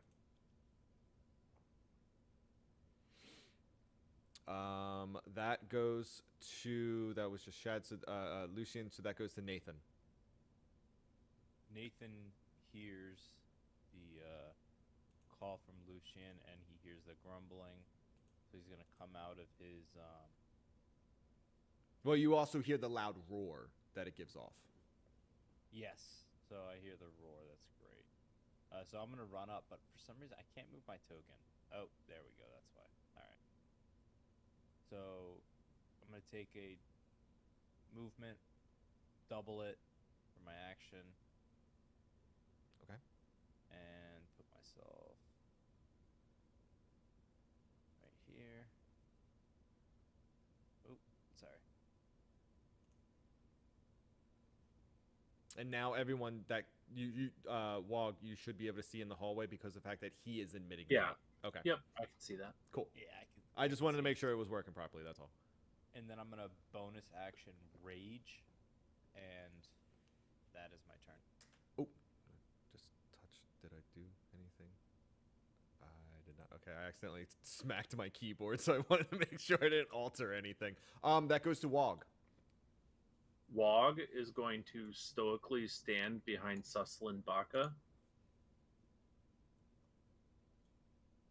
And I'm going to reach my hand out and she'll touch it.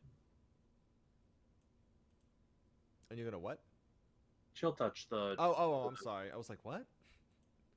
Yeah. Go ahead. 7 damage. Okay. 11 to hit, 7 for damage.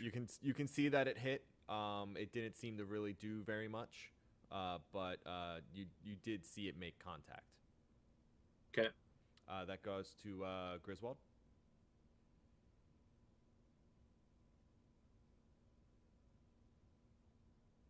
Okay, so let's see. Grizz is going to use his first bit of movement. Go all the way up here. And then he is going to also use his full action to move and get up to there. And that is just the end of his turn. Okay. That goes to Sus.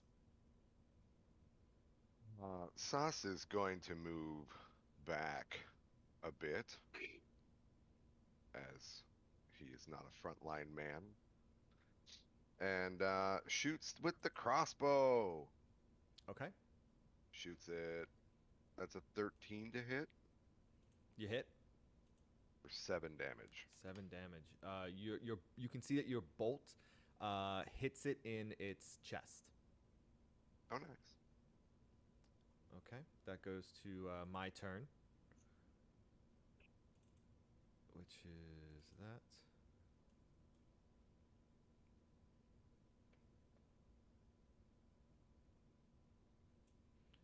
He moves forward, gets right up.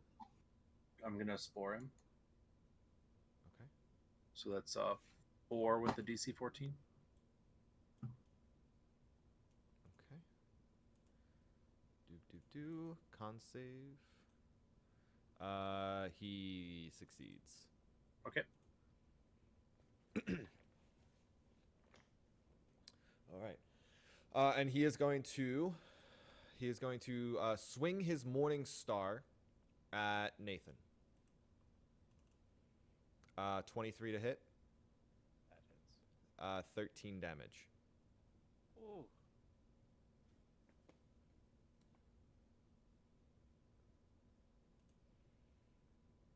And pretty much as he comes towards you, as he like lumbers towards you, he's very grunty. He's very,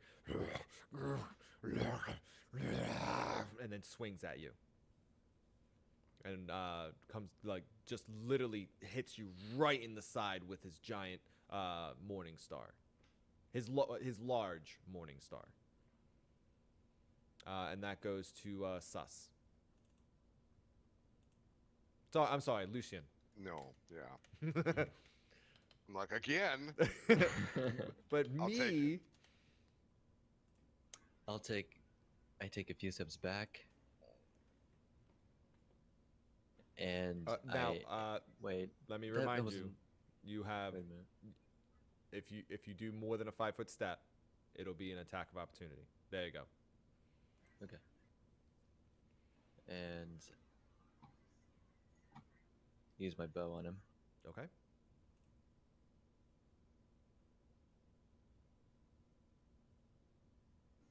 $25, 5. Damn.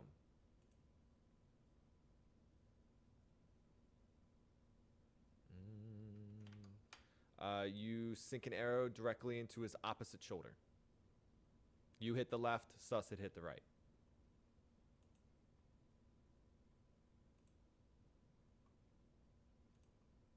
I forgot how powerful your bow was. Hit wise to hit something. That goes up to Nathan.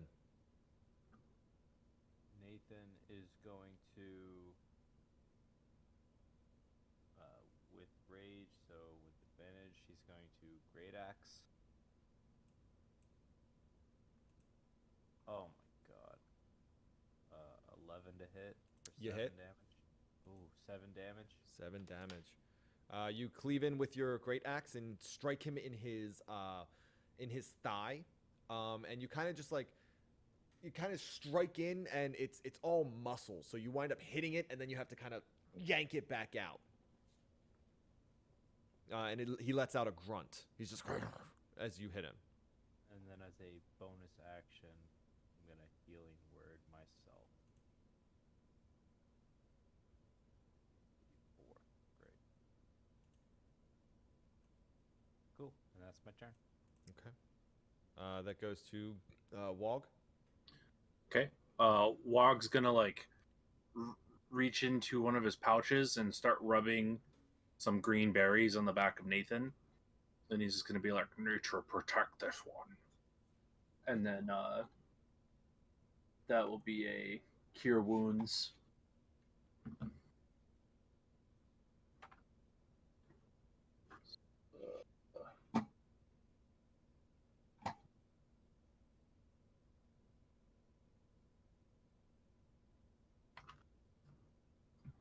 So heal for 7. There you go. And then I'm I gonna put it in for you, Nathan. I'm gonna stand stoically behind Sussland again. Stoically. Yep. I love it. Okay.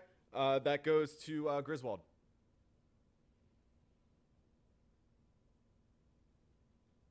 Can I do a perception check first down the hallway to see if I see any other creatures? Absolutely.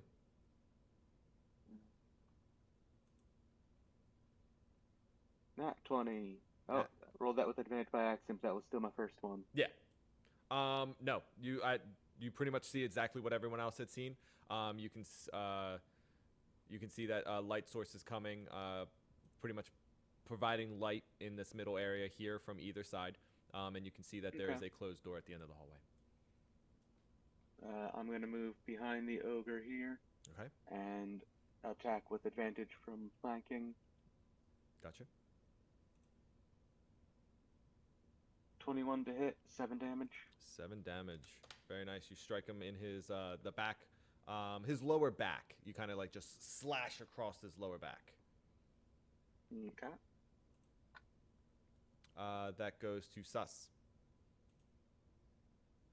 Nas is going to rummage in his pockets and take out a few items and then cast hideous laughter on the ogre.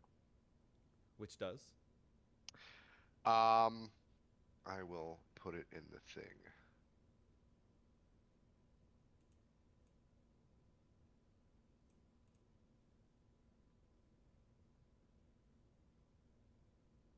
Basically, it's a wisdom save, and if they fail, they're essentially prone with laughter until they take damage, or at the end of their turn, which they get to make another saving throw. Okay. He failed. Oh wait, Okay. hold on. I need to see. He It's is not. 13. He is not affected. Why is that? A creature with an intelligence score of 4 or less isn't affected. Oh, I thought they had a 5. I looked in the monster manual. You cheated. I know, I did. Well, you cheated and you lost. Rip. That's cheating. Bonus action, Nope. poison spray. Okay. That is a Constitution of 13. That's so funny. It's a pretty sussy Baka move to look That up the material. really is. What do you have to beat? 13 on Okay, a con save. He failed. Oh, sweet. I get to actually use this. It is just a 1d12 Of what? What type of damage? poison. Poison. Okay. 8 poison damage. Okay. You can see that. So, let's see if I can get this to work. That'd be really cool if I can get this to work. Yep. Okay. Like that. So you wind up spraying him. I'm not gonna keep using that. That's weird. But so anyway, you wind up spraying it at him, and the poison kind of just hits him, and just kind of like runs down, and he doesn't seem to be affected at all.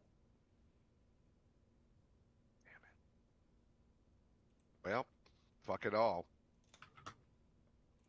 I still have a bonus where I could move, right?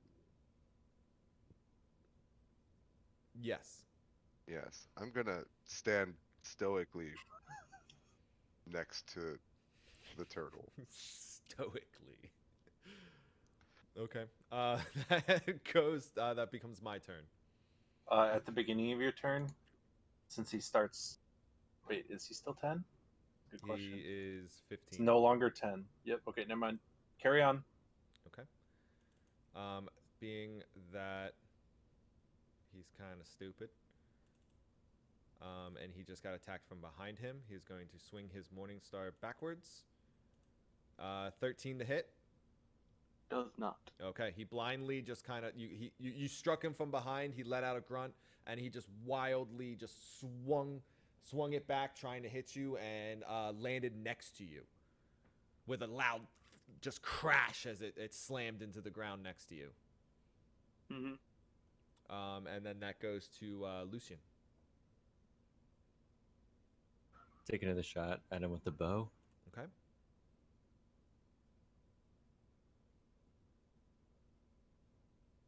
$22.4.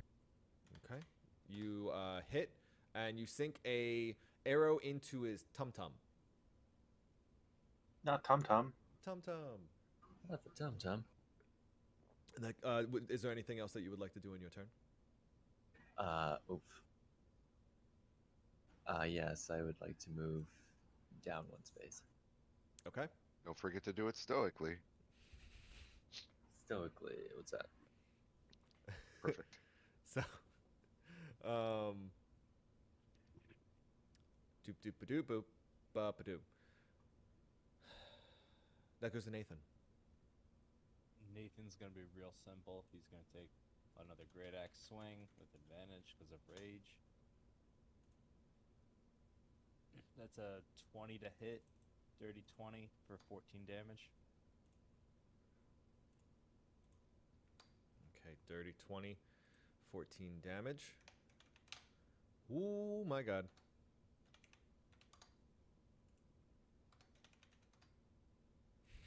I added an extra number there by accident. He went into the massive negatives. So you come across and you cleave right into his leg, and you leave a huge chunk out of his leg. He lets out a because he's still like leaning backwards as he's doing this, so his one leg was like closer towards you. So he winds up just like getting up, and now he's fixated on you. Nathan taunts him for a minute, sidesteps this way, and that'll be the end of his turn. He's okay. So did you want to actually like try to intimidate him, or did you, or like, what do you mean by you taunt him? Nathan just wants his attention to be on him. Okay. He does. after like because you would have attacked and moved essentially within the same like almost fluent movement essentially motion. So he does grunt at you, wind up looking back, and has watched you move over to the side, and he is still fixated on you. Cool. And That's that- my turn. Awesome. That goes to Wog. I would like to use this perception check to visually try to figure out like how is he doing? Like is he looking hurt? Okay. Or is he looking like he's still steaming along as he has this whole time? Okay. You got a 23. 23. Okay. You can see that it is an ogre, kind of like the ones that you had run into in the town. It looks similar. You can tell that its eyes are like black, almost blackened and like dull and shaded in almost. Sorry, not shaded, sunken in a little bit. You can tell that its flesh has begun to rot. Some spots have begun to peel and fall off. Its morning star is very beginning to rust and has dried blood on it. Some spots of dry blood, some spots of Nathan blood. fresher blood. Yeah. Yeah. So, but you can also tell that the chunk that was cut, that Nathan just cut out of its leg, the blood is gooey like the zombies were, and it still seems to be. It doesn't seem as vicious as it did when it first came down the hallway, but you can tell that it still has some fire in its eyes while it's now intently glaring at Nathan. Okay. So it looks like it's still got fight in it, Yeah. basically. Yeah.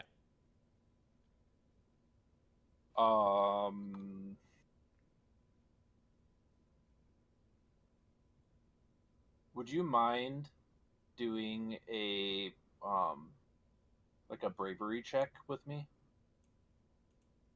So basically I would roll my constitution, Mm-hmm. and you would just roll a d20 and we would compare them.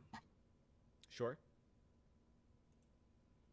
And if I pass this, I'm gonna walk up and I'm gonna melee him. And if I don't pass it, I'm not gonna pass it. Okay.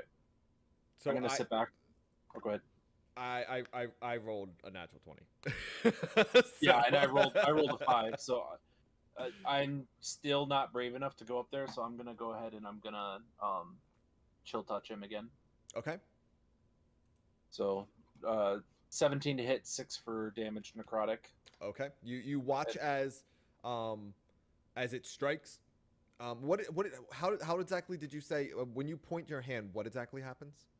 Like I curl my hand and so the idea of it is it's like the actual spell is supposed to be dead spirits, but Okay. because the druid circle of spores is all about like rot and decay, Gotcha. in my brain it's like the spores are out infecting him.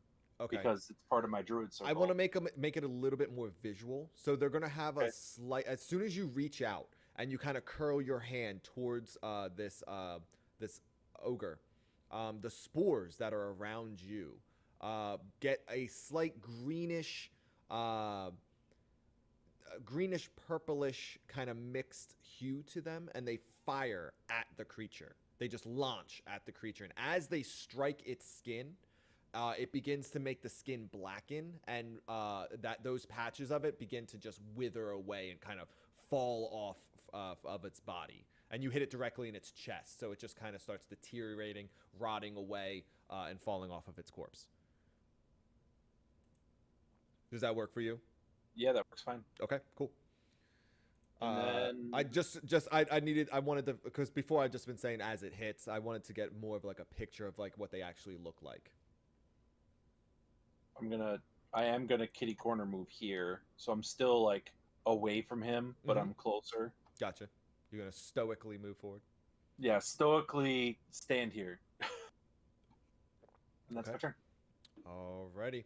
That I don't know why that moved over like that. That goes to Griswold.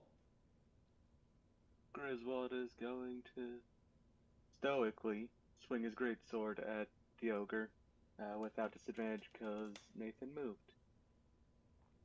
You guys That know is that I've been using the word stoically as like afraid, Oh, right? I know. Absolutely. Well, I just But wanna it's be funny clear that- and I love it. Okay. only an 8 to hit. 8 to hit. You hit. Oh, awesome. 11 damage. 11 damage. You take a big. You kind of come in and you cleave right along its back where you previously hit, and you wind up taking a chunk of flesh, drops down at your feet. The ogre has let out a cry, as this happens. So it's just kind of like you just shink, and it like right down in front of you, and he's just like. Okay. And then that goes to. Is there anything else that you would like to do? Nope. All right, then that goes to Sus. Us is going to shoot it with a crossbow. That's a 15 to hit. That's a hit. 9 damage. 9 damage. You actually, as he roars out from the cleave that happened to his back, he as his head is coming back down, you fire your crossbow and it actually goes directly into his left eye socket, lodging itself there, and he cries out in pain again. Nice. And that goes to me. Oh no, I'm not. Oh, I'm sorry. not I'm done. sorry. I'm going to, as a bonus action, cast Mage Hand. Okay. I don't believe I get to move it this turn, but I get to cast it. So there is like link it for me. I believe you may be able to actually control it, but I'm not 100% sure. I can't quite remember. I can control it. I have to use an action to control it.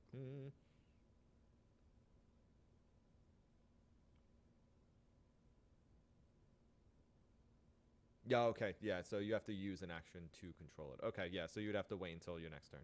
But it can start within range. Yeah, so you can place it somewhere. So hold on. Allow me to let me give I you... want to place it right here. Okay, give me 1 second. I'm looking for... Make sure you find the sussiest mage hand you can find. Yeah, it needs to be like a black leather driving glove. Giving someone the finger. That doesn't quite fit if you were a suspected NFL player. Oh, I seriously thought I just found the right one, but I'm gonna go with it just because I got so excited that I thought I found it. Are you saying that if it doesn't fit, you mustn't quit? Yeah. Yeah, that's it. What you're saying? Okay. Shit. How am I gonna do this? Hold on. Just give me 1 second. Okay. Add character.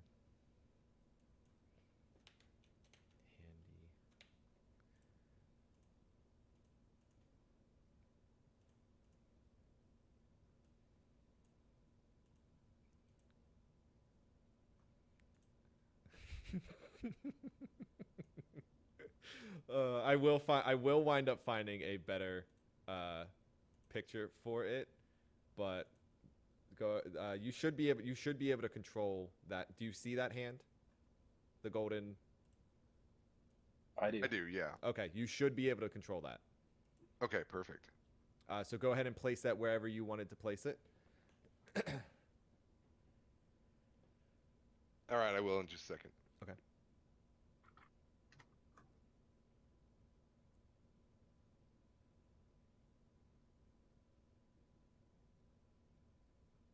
Go ahead and move on to its turn. Okay. That goes to yep, that goes to my turn. Go ahead and score you. Yep. Oh, I can't grab it. 4 for DC 14. That's a cons, correct? Just make Yep. sure. I have to beat a 14. Correct. I succeed. Okay.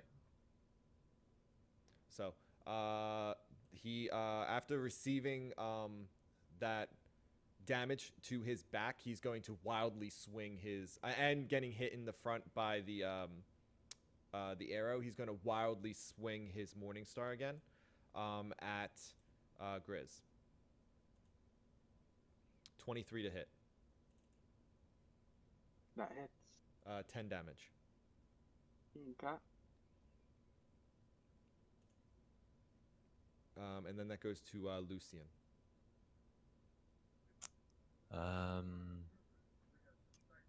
Take step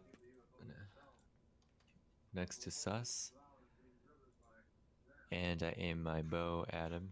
Okay.